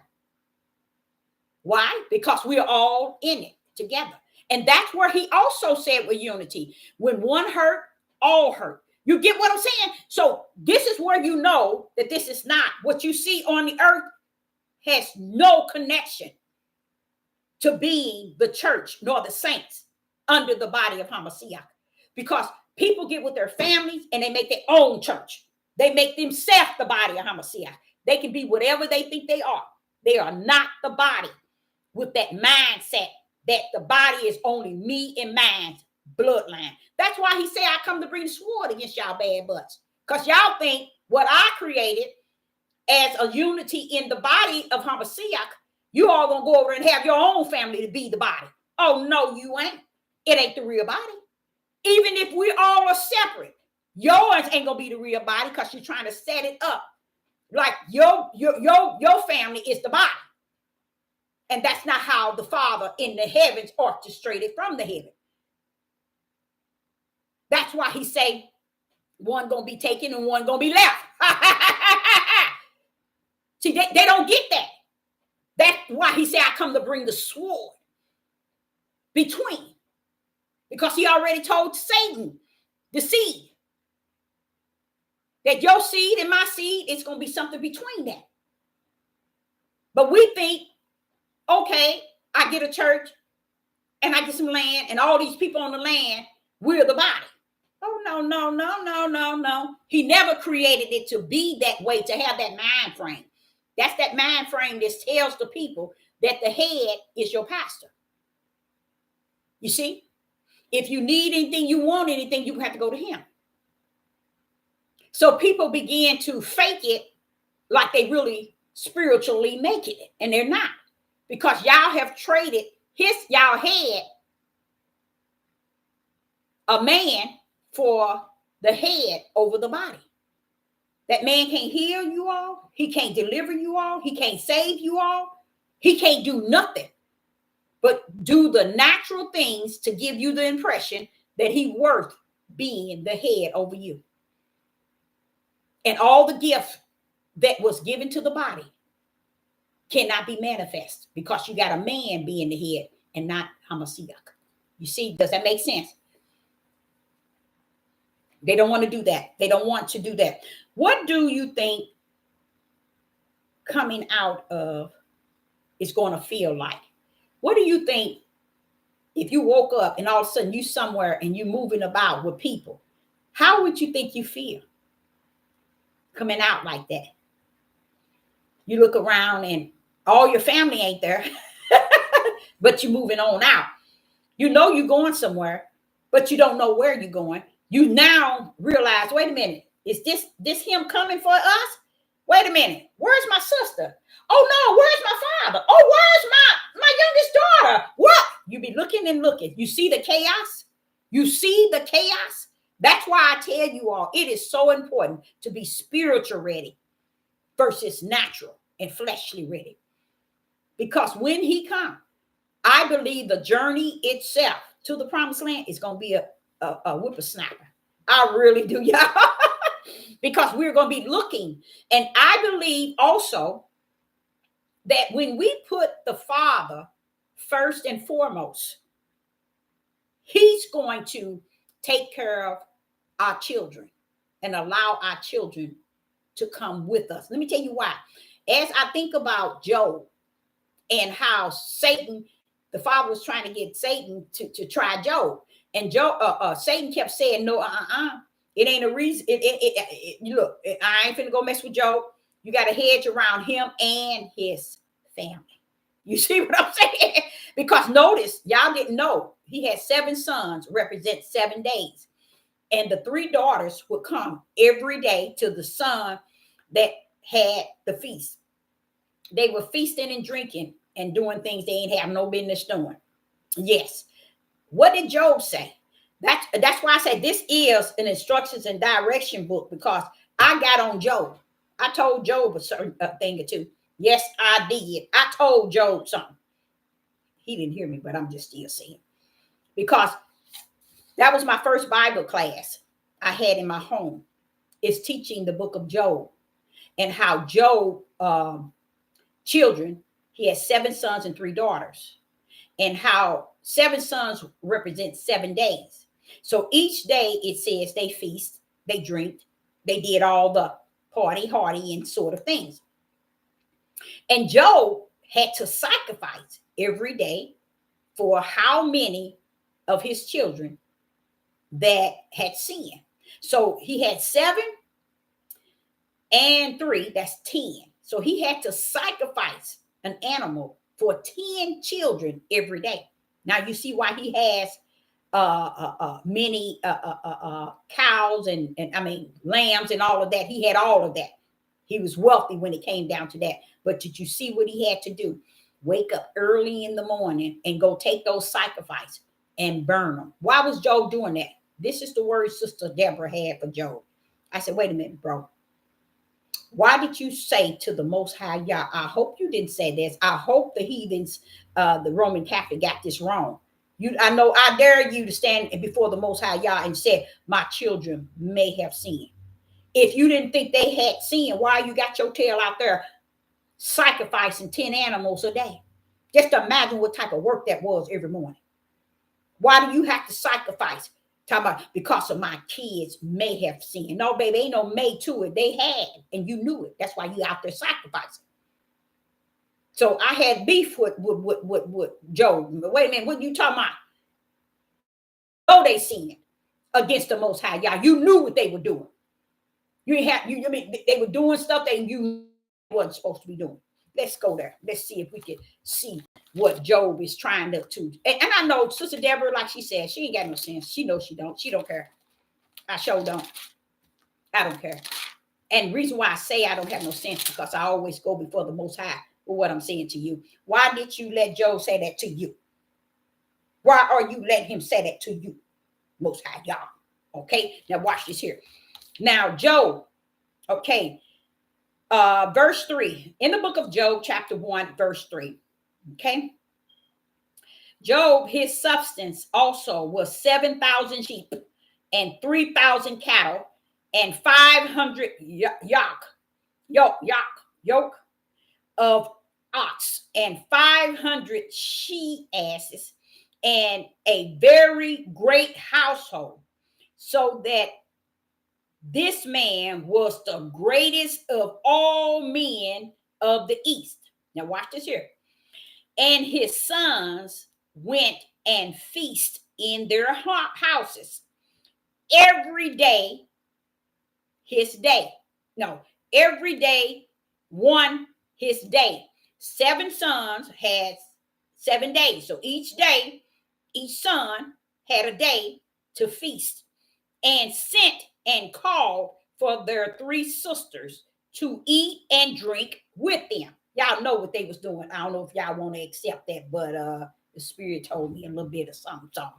So verse 5, and it was so when the days of their feasting were gone about, that Job sent and sacrificed them and rose up early in the morning and offer burden offering according to the number of them all. So that was 10. He had to offer sacrifice for 10 of his substance, okay, which is his animal. Now watch this here. Listen to this. For Job said, it may be that my sons have sinned and cursed Yah in their hearts. God did Job continually. He continued, you all. Just imagine every day you get up to kill 4 animals because of the sins of your children. Not telling them to stop, not controlling nothing, not saying shutting them down. You ain't getting this, no, but you're going to go do the most thing that you think that you need to do so y'all can forgive them. And that is burnt offering. Oh, I can just burn this up and then they can do it the next day. I go out again and burn it up. How long you going to do that, Joe? I tell you what, my father going to burn their tails up. How you like that? How you like that? Since you say they may have. Ain't no may to nothing. You knew what they was doing. You see what I'm saying? So that's why when he allowed Satan to come up on him, he allowed that to be one of the things. Take their tails up out of here. Take their tails up out of here. They doing something. And then you going to turn around and say they may have sinned. Wait a minute. Hold up. You know what they doing. That's why you burning the sacrifice for me to forgive them for what they doing. But you ain't stopping them. You just like David let one of his sons rape his daughter. That's why I tell y'all, a lot of these things, you can't make these people angels and special and this, because they were people that out of y'all's own heart. You still got to be able to see their wicked and the sin that they have done in their wickedness. Out of what? Their flesh. That's why Sister Deborah tell you, I ain't got no sense in my flesh, but you catch me on the other end in the spirit of truth, you be in trouble. Okay, so here you see that Job had covered up the fact that his kids had sinned. What you mean? They may have. So when he let Satan get up on Job, the first thing he took it. It wasn't the first. I think it's the second thing. Wipe them children up out of here. Get their tails up out of here. Get their tails up out of here. Talking about they may have sinned. And for them to all have their own house, y'all. They all had their own place. So Job had to been balling. It was telling you they was working, y'all. See, y'all don't get it. It ain't saying they got a good job, they working, they on the farm, they doing. No, all of them had their own house. And all they saw fit to do was to feast and drink and call their sisters over for each day that they used, 7 sons to 7 days. And let's get them over here too. What was going on, y'all? Come on. I ain't even tell you what it told me, because I don't want to add and I don't want to take away, but I can give you enough to let you know it was more going on than you can think. That's why Job didn't want to tell it like it was. They may have seen. No, bro. Back that thing up and back it down. What are you burning up them sacrifices if they just did something simple? You know, they sinned against who? Not you, bro. Your creator that gave you everything he gave you. He didn't give you that to give to them to act the way that they act. No. So, how would you define, we have to get off of here. How would you define peace? How would we say peace? Yeah, he had to have some big problems when he's sitting there having that many kids, 10 kids, and they out there sinning big time. And you talking about they may have sinned. How is it they may have sinned when you got your tail out there sacrificing 10 animals a day early in the morning? You know, that had to have been a job in itself. What would we say peace would feel like? Not as a whole or as a group, as an individual. What would you say peace would feel like? How would you define or say peace would? I heard that. No worries, no stress. That's good. Relief and at rest. Rest in him.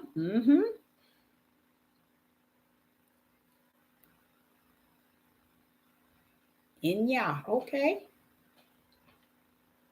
So the peace, comfort. All right. Yep.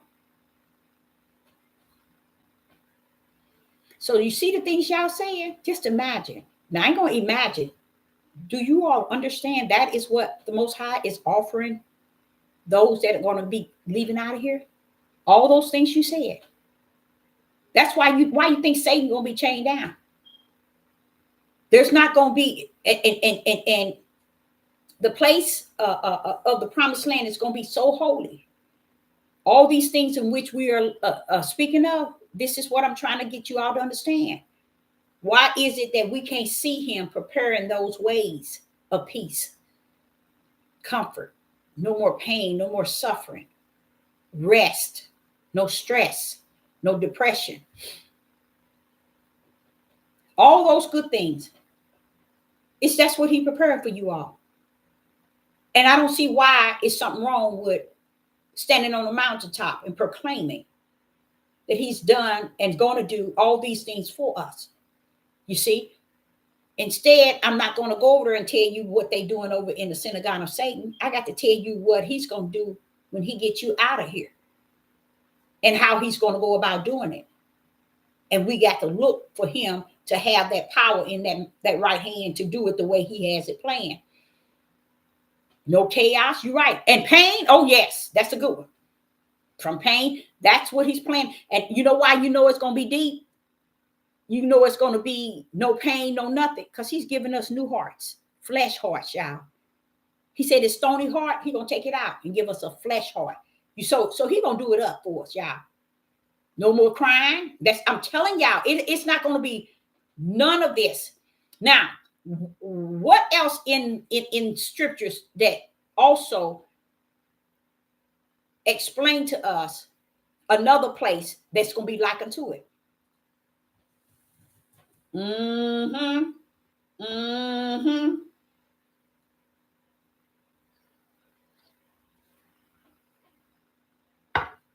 Heaven. Heaven is going to be just like that. So that's why I said to you all, why would he chain up Satan and make this place like the Garden of Eden holy? Just He's going to do that to bring his people over, just to assume that this is just a promised land, like the promised land he took the house of Israel to. This is different than that, y'all. That's another way of them stop making people think that he owes you the promised land. The promised land he's speaking to Abraham about is the promised land of the spirit. That was to the one he was telling him, count the stars. And he was telling him, you already counted in. That's the one for the promised land in the spirit. Then you stay on that same chapter. You notice now Abraham goes into a dream, a deep, dark horror. That's what it tells you. Go in there and read it. In chapter 15, Genesis chapter 15, he tells him a horror. Now he has to go into that. Why? Because he's going to show him how his seed in the flesh is going to be given a promised land. And they're going to be in captivity. They're going to go into, he's going to give them the promised land, but they were going to go into a land that is not of theirs. They're going in there because they were taken to the promised land, and then they cut up from the floor and they were taken out. Now, why wouldn't he stop the killing, y'all? Why should he let them stay there and they killing, sinning, polluting the land, profaning his name? Why should he let them stay in that land like that? That was floating with milk and honey. Why should he let them stay in there killing each other? See, yeah, nobody wants to really give him glory and honor and praise. Say, I can see why he took them out. Y'all, take out time out of righteous and just. Take out time and read what those your house of Israel and the tribe of Judah was doing in the promised land. I think y'all need to check that out, so you can best understand that the promised land was given unto them. It was the richest land on the earth. And here are the things that they were doing over there. So it's not saying that he didn't the promise to Abraham. Now he's finished fulfill the spiritual promise. So for him to fulfill the spiritual promise, this is why he's going to give you a new heart. He's going to put himself in you. He's going to bring the land to like Eden. It's going to be holy, y'all. And he's going to be in you too. He said he's going to put his spirit in you. Come on. You know that land don't have to be holy if the Father want to tell you that he's going to put his spirit in you and give you a new spirit and a new fleshly heart. Come on. You got to know that, wait a minute. We're going to get this in that land. When this is going to be a holy time. Yes, it is. And it's going to play itself out the 1,000 years. And after the 1,000 years, when he has destroyed, Satan to come out of the bottomless pit, go and convince Magog and them in all the countries that had connected to Magog to come to the battlefield so he can just toss out fire from the heavens and kill them all. All of them going to die. And then that's when the Son of Man is coming. That's when the Son of Man is coming. And people are going to be doing some things, some crazy things back then as well. There are going to be some that's coming up to the mountain where it's holy. But it's going to be a lot of things going on in the world. A whole lot of wicked and evil at its highest. And then it can't be too much because Satan is locked up. Yep, his demons are still loose, but he's going to be locked down for 1,000 years. So I'm trying to understand. But you know what, you guys? Isn't there, what is it when Yeshua say these certain things going to be coming when the Son of Man comes? Where are those things going to be taking place? Now, Sister Deborah got to go back to the drawing board and find out during the time when Yeshua comes, who are these people that's going to be cutting up from the floor? Is that the house of Israel again in the promised land? Come on now. I got to get into that because before he comes, he says there's going to be all these things happening, just like the days of Noah. So now I'm going to be able to connect his coming with the world out of order. And I'm wondering, is that the house of Israel in the promised land again? Or is that, no, I don't think it is. Maybe it is other nations. We're going to find out. We are definitely going to find out. And I want to let y'all also know this. When he comes, he's coming for a small remnant. Okay. That is not going to say that the whole house of Israel and the tribe of Judah is not still dispersed all over the place. We know the one in the United States is going to be destroyed. We got them over in Africa. We got them over in Turkey. We got them over in China. We got them all over the place. That they're not going to be collected. They're not coming to the promised land.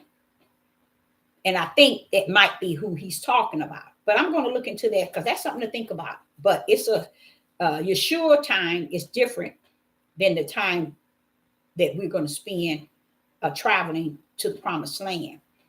Yeshua time is when he collects everybody. That's at the end. Okay. May God and everybody on earth is set on fire at the battlefield. And that's why I think we need to stop making Satan and demons and powers that be overriding our Father. Because y'all need to shut your darn ugly, nasty, stinking mouths. If you can't see where he takes and end the world on the battlefield, then tell me what fight he's fighting when all he gonna do is bring down fire and kill them all. Bam! That's it. So who fighting up against him? They minds might be going out to fight on the battlefield, but they don't see the prophecy. It ain't gonna be no fight. You can't fight against the right hand of the Most High God. Stupid people. This is simple stuff that people don't grip. Ain't nobody gonna be fighting up against the Most High, y'all. Understand the fight. Read it. Satan coming out, and the Most High stand before the Most High, and the Most High gonna say, "Now I need you to go convince all of them to come to the battlefield," and it's gonna be like the sand of the sea, because it's gonna be every last one of their tests. They all gonna come like they about to fight. They got the strength. Satan gonna be in and mess their heads up again. And they all gonna come marching in. And the fire, it tells you, the Most High gonna shoot. It's over.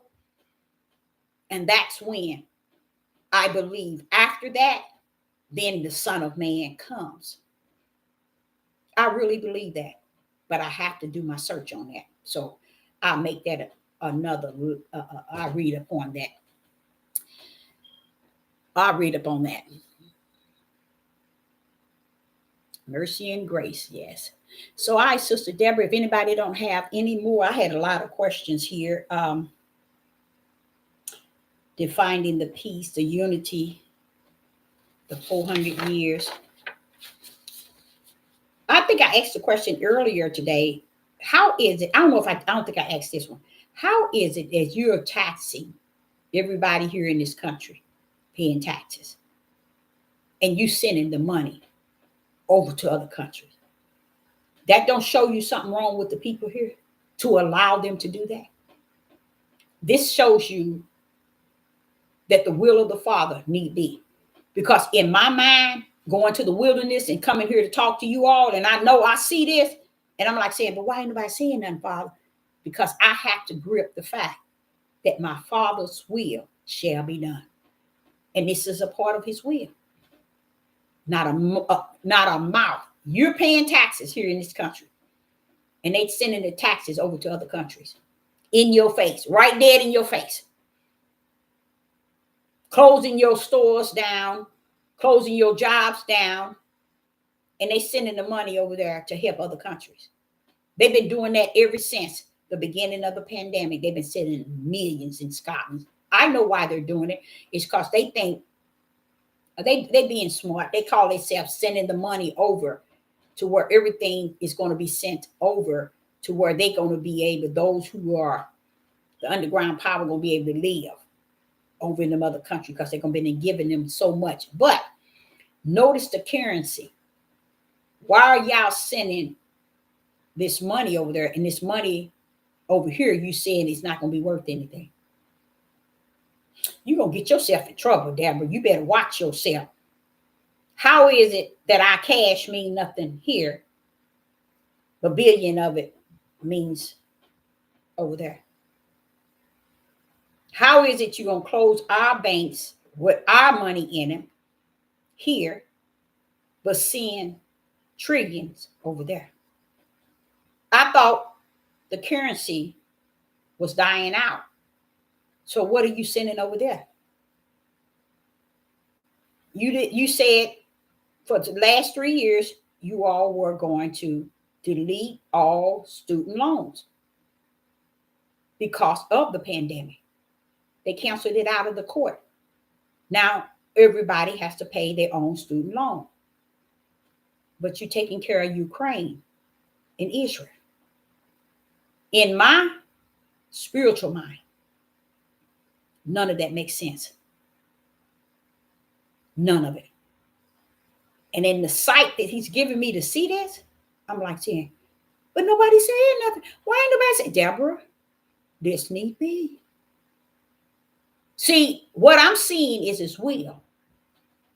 And I'm thinking, because I'm seeing your will, hey, stop! You can't do that. That ain't right. The Father is telling me, Deborah, you can't tamper with my will. It's going to be done. You wonder why the people, they ain't figured out you paying taxes here and they sending money over there, but they closing your currency down over here and threatening you that they going to put you under different currency. But what in the rest behind are they sending over there? Trillions and billions of dollars, as they say. But no one's saying anything. Where are the scientists and the scholars and all these people? Why ain't nobody? Deborah, because they only have a certain length of time. So everything is rolling and nobody's saying anything. Only time people gonna start speaking is when the door is closed and it's too late. That's the only time. I said, that's the only time you're gonna let them speak? Yes. I don't want to hear that. I don't want to hear nothing. They're still going according to my will. The one world government have to come forward. I knew something was wrong anyway when I saw the 2 witnesses pull up. And I said, wait a minute, those 2 witnesses not over here in the United States. What are they doing? They're doing all these signs and all these big old these things, miracles and stuff. And I'm like, so wait a minute. Why is the angel, the bottomless pit, opening up what's in the bottomless pit to come out to kill the 2 witnesses? This need be, Deborah. See, he makes sense. That's why I like the wilderness, y'all, because he makes sense out of it all. Even though you hear me speaking it, I am in full understanding why. But I'm just showing you how he deals with me in understanding what is actually taking place. You see, and by him teaching me in the wilderness, they cannot see. I give it to them to hear, they cannot hear. So he's letting me know, Deborah, I know you're getting a lot. I know I'm revealing a lot, but it don't mean they're going to see it. And that's the same struggle I have being on these devil platforms. Can't grip why these people not getting this time. But it's me, my stupidity in the flesh. Just can't embrace the fact that they ain't going to get it.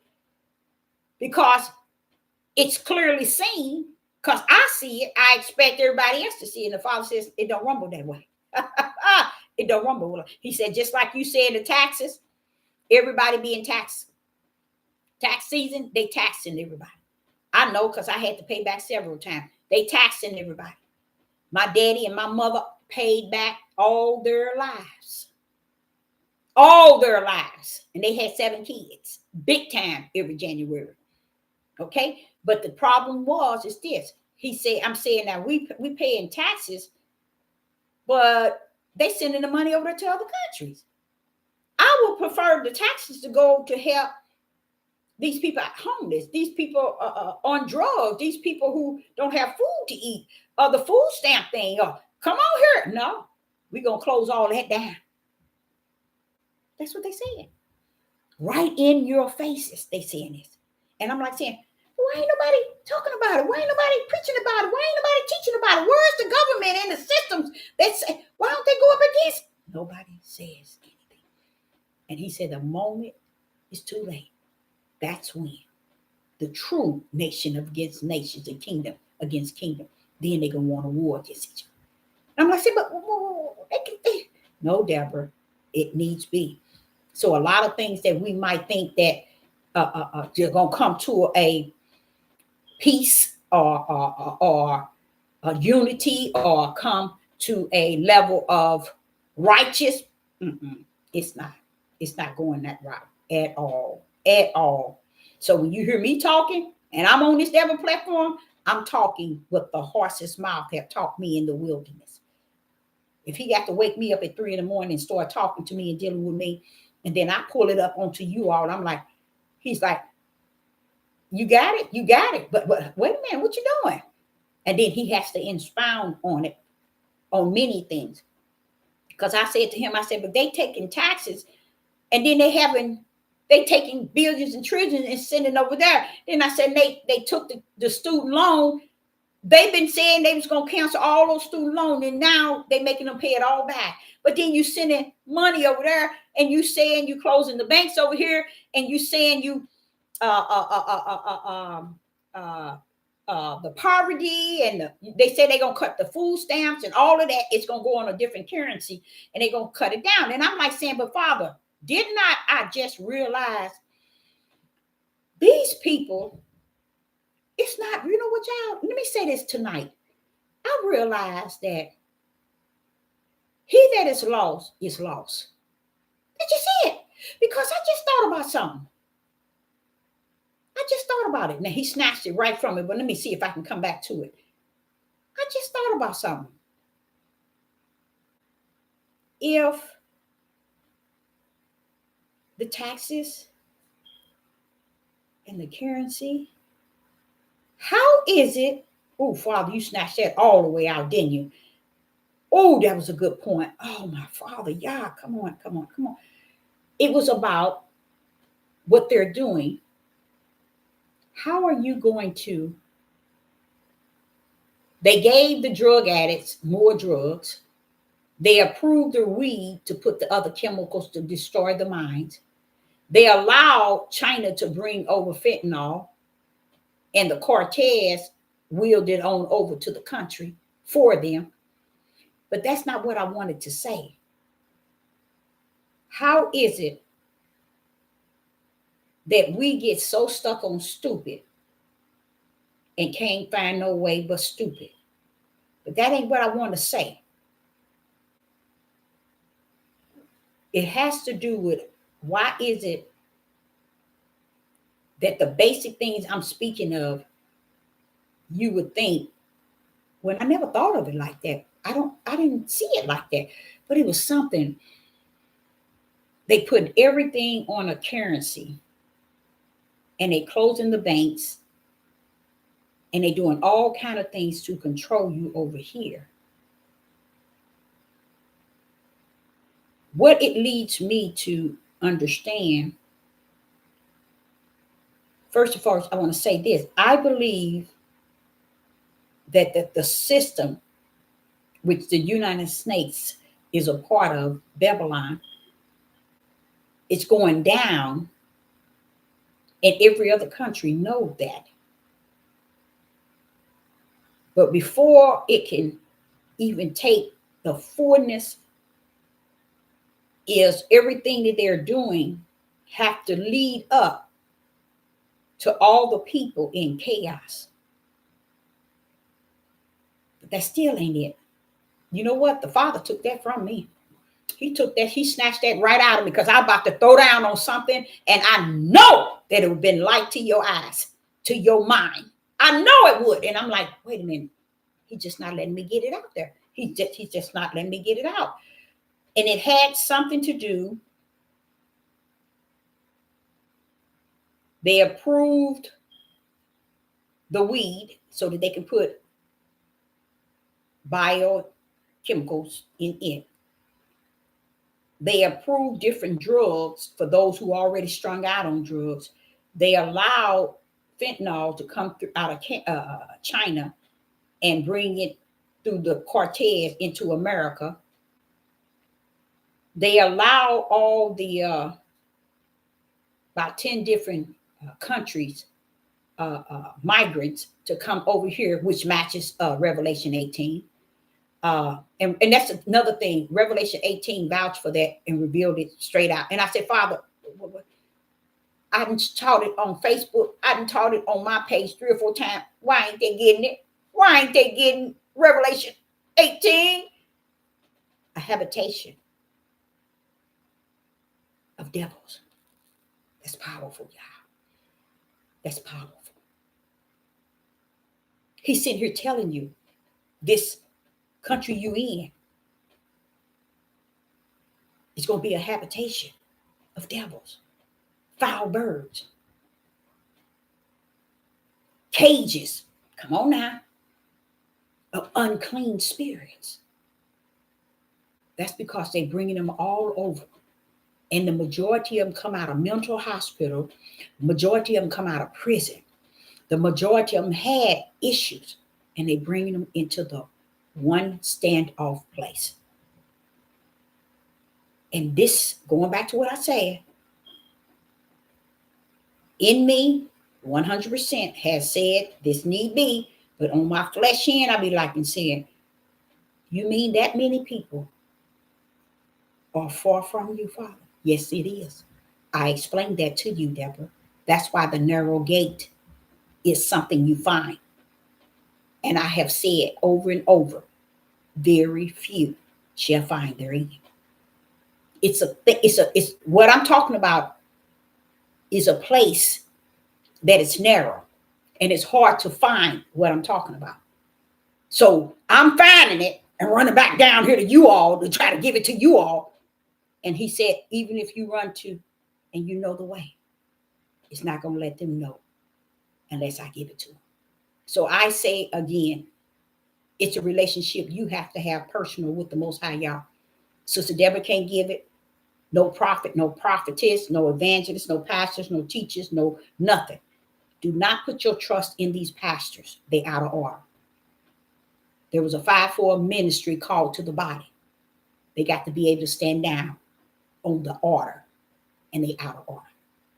They're on the last totem pole of the calling. How did they get up on the top to the head, closer to the head? I have no idea.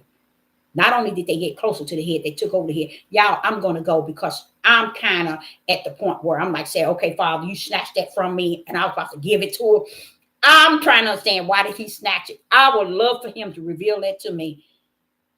I want him to reveal that thing to me because he said something to me and I was saying, getting ready to say it, and he just snatched that bad boy out.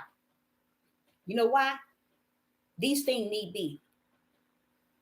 And I have to be able to salute the ways of the Most High Yah in his prophecy, in his word, and his things that he gives me in the wilderness and through dreams and visions, and how he talked to me through the waters. And just, I have to embrace that he's given me that opportunity to know these things as if, hey, y'all, I see y'all.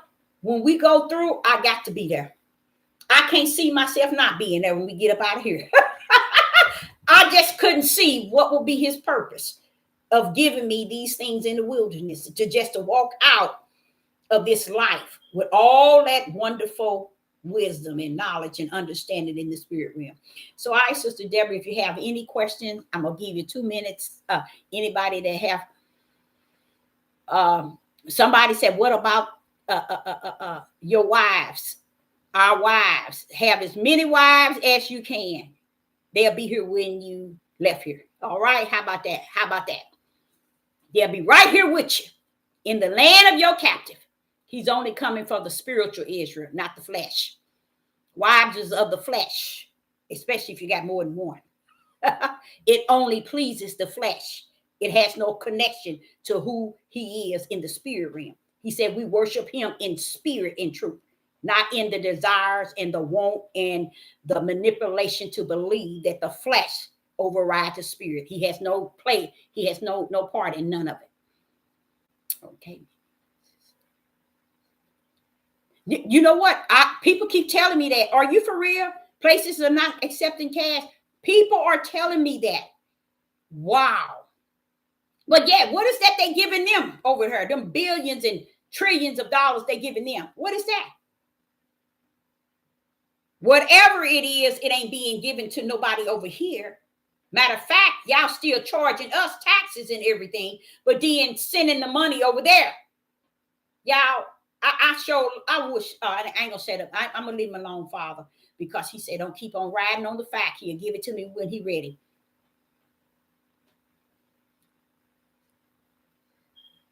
No cash. Wow.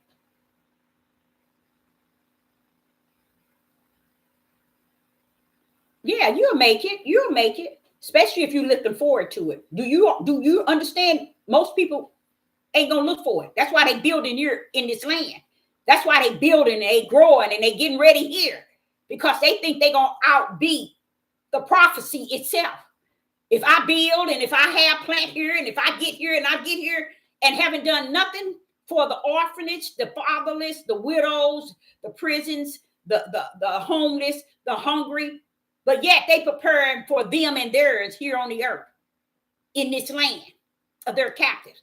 And this is where they're going to remain because they got to keep up their crops. They got to feed the cattle.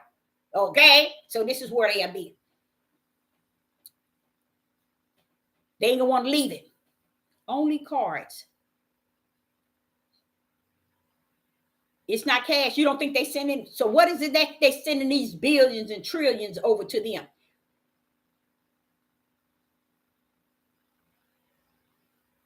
Self-checked out. Okay. Oh, wow. Oh, that's what they sending over there, crypto. They send a whole lot for this country to be in the situation it is. They didn't destroy all your farms, your cattle. They're making food out of chemicals to feed you. But then you sending it. Oh, yeah. I know what time it is, Father. Yeah, I know where you're coming from. That's right. They can stay here. You sure right. I know that's right. Let them stay here.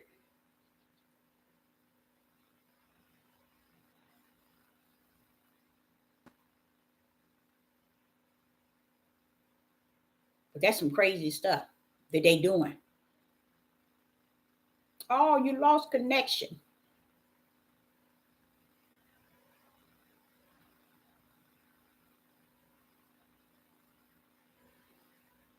All them people dropped it.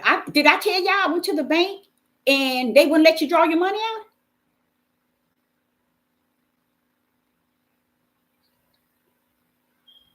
Oh, yes, they're going to lose money in that crypto thing. That's a setup from the floor of who? The elites, the underground power that rules this world.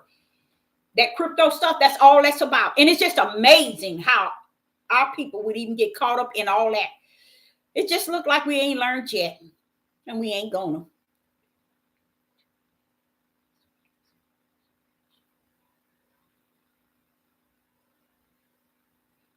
Oh, wow. That's what crypto is? Yeah.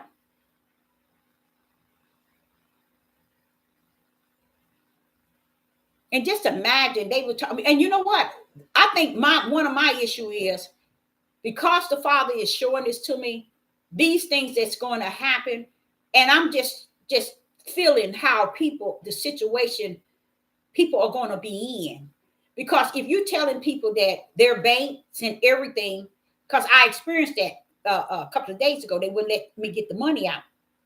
And you're telling them you're going to have it in control. And I saw a video today saying that they're going to put the food stamps in every government welfare check. I don't know. I think they're going to put Social Security, the retirement, and all that going to be hooked up to it. I know y'all know that. But anything that the government is going to issue out, they're going to force it to be on a currency to where you're not even in control anymore. So to me, I think we are closer than we think or than we know. Oh, your connection is acting. It's probably mine. And these people is crazy the way they. Yeah, they sure did. Wouldn't even, and then they got it blocked off where you say withdraw from checking account. They got it blocked off. On the machine, it got it blocked off. You can only deposit, transfer. I'm like, you crazy as I don't know what. I'm trying to get it out. What you mean? Put some more.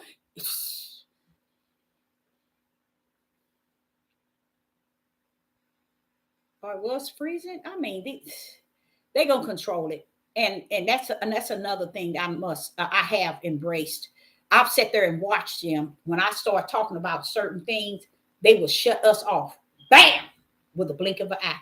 And I'm like saying, you don't see no storm, you don't see nothing. This is what it's going to be. Do you know that? Let me tell y'all something y'all might not know.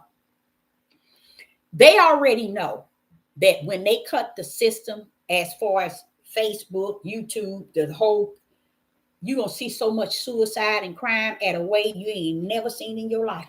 Because people then got so detached to this as they own God. You know, this is their bread and butter. This is their wealth. I seen this one man named Crenshaw. And that man had a fit. Let me show you what he did.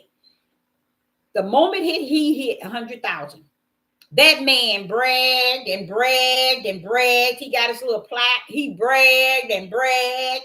And I guess he must have got, for 2 and 3 months in a row, he must have got a little something, because he was just bragging and bragging. And all of a sudden, the Father shut it down. Bam! How you like me now? And he said he represents the Most High God because he chases what Satan doing. You see how the mindset, and he's a 65-year-old black man, Crenshaw. You're chasing Satan actions. Satan don't need to be chased. He's ruling the whole world. Why are you chasing him? Why would the Most High create you, since you was a little boy, to chase the devil's actions? And people are following this man and can't see that he's making up half of this mess. Swinging numbers and colors all over the place. Then he's gotten to the point where he'll make something out of nothing. And the people flock like it's something. And I was like, so this is why you say it need be. Because they will follow stuff like that before they hear anything about you and what you stand for and what direction you're trying to move them in and what light you have for them and what spirit and truth information in this DAY for. No, they ain't gonna go that way. They're gonna always follow that type of stuff, Deborah. And that man cut up. He had a whole different spirit about himself. Once they cut him off for that pay, that man had a total different spirit. And even to today, he made a little book, look like a clown book, talking about God put on his heart. And somebody he met on the internet decided to publish his book. Baby, this trash you sitting here on this. It's just, what did he say? See, a lot of us think when he said in the end days they're going to be selling and buying, it's because their heart going to be saying one thing, but their action is going to be selling and buying and making things. Because he said, don't get involved in wood and stone. Because why? Why he don't want us to get involved in wood and stone? Because he cannot praise him. It made so much sense. I said, Father, but you said that way back. He said, yes, but do you see him today? Making earrings and necklace with Yah's name on it. He just told you. Did not he tell the house of Israel? Do not worship stones and wood, but they don't care. It's about them making, and that's why Yeshua was saying they're going to be planting because they think it's going to rumble their way. They're going to plant for themselves. They're going to be building for themselves. They're going to be feasting and drinking liquor within themselves. These are the things he said they're going to be doing when he comes. So what he said, Deborah, they're going to be doing it even when they know I'm coming. See, we look at this and we think, what is it here for? If you can't understand it in the spirit, wisdom, knowledge, and understanding, then it's vain and vast in you, and you are worthless. You just live it. To run and walk in the broad gate. Because if it's not manifesting to you what is actually where you actually at today and where you're actually headed and who you are in the Most High Yah, then you're nowhere and you're nobody. Because in this day and time, you should know something about who you are and who you serve. I'm not talking about who you say you serve and who you say you are, but I'm talking about something down in you have clicked and said, you are my child. Something in you, gifts. That's why we can't come into unity to see who has what to work this whole. And I ain't gonna look at this hour. Let me put my wrist down because he said we in that day of Satan's wicked and evil, unlawful, lawfulness. So I will say that he still haven't given it to me. Ooh-wee, but when he do, I know he might not, because he snatched it right from me. I'm still that's why I'm still talking. I just can't believe he did it like that. But that's okay. That's why I love him. I love who he is. I love how he rumbles. I love how his actions. I love his chastising. I love his discipline. I love his correction. Because it always brings me into a oneness with him. And he said, you my baby, ain't you? Yeah. Yeah. I, Sister Deborah, say unto you all, I appreciate each and every last one of you all tuning in. And everybody said it's freezing and it's spinning. So I'm going to spin up out of here. And I hope that you all got something out of this lesson or this message today. So shalom and shalom.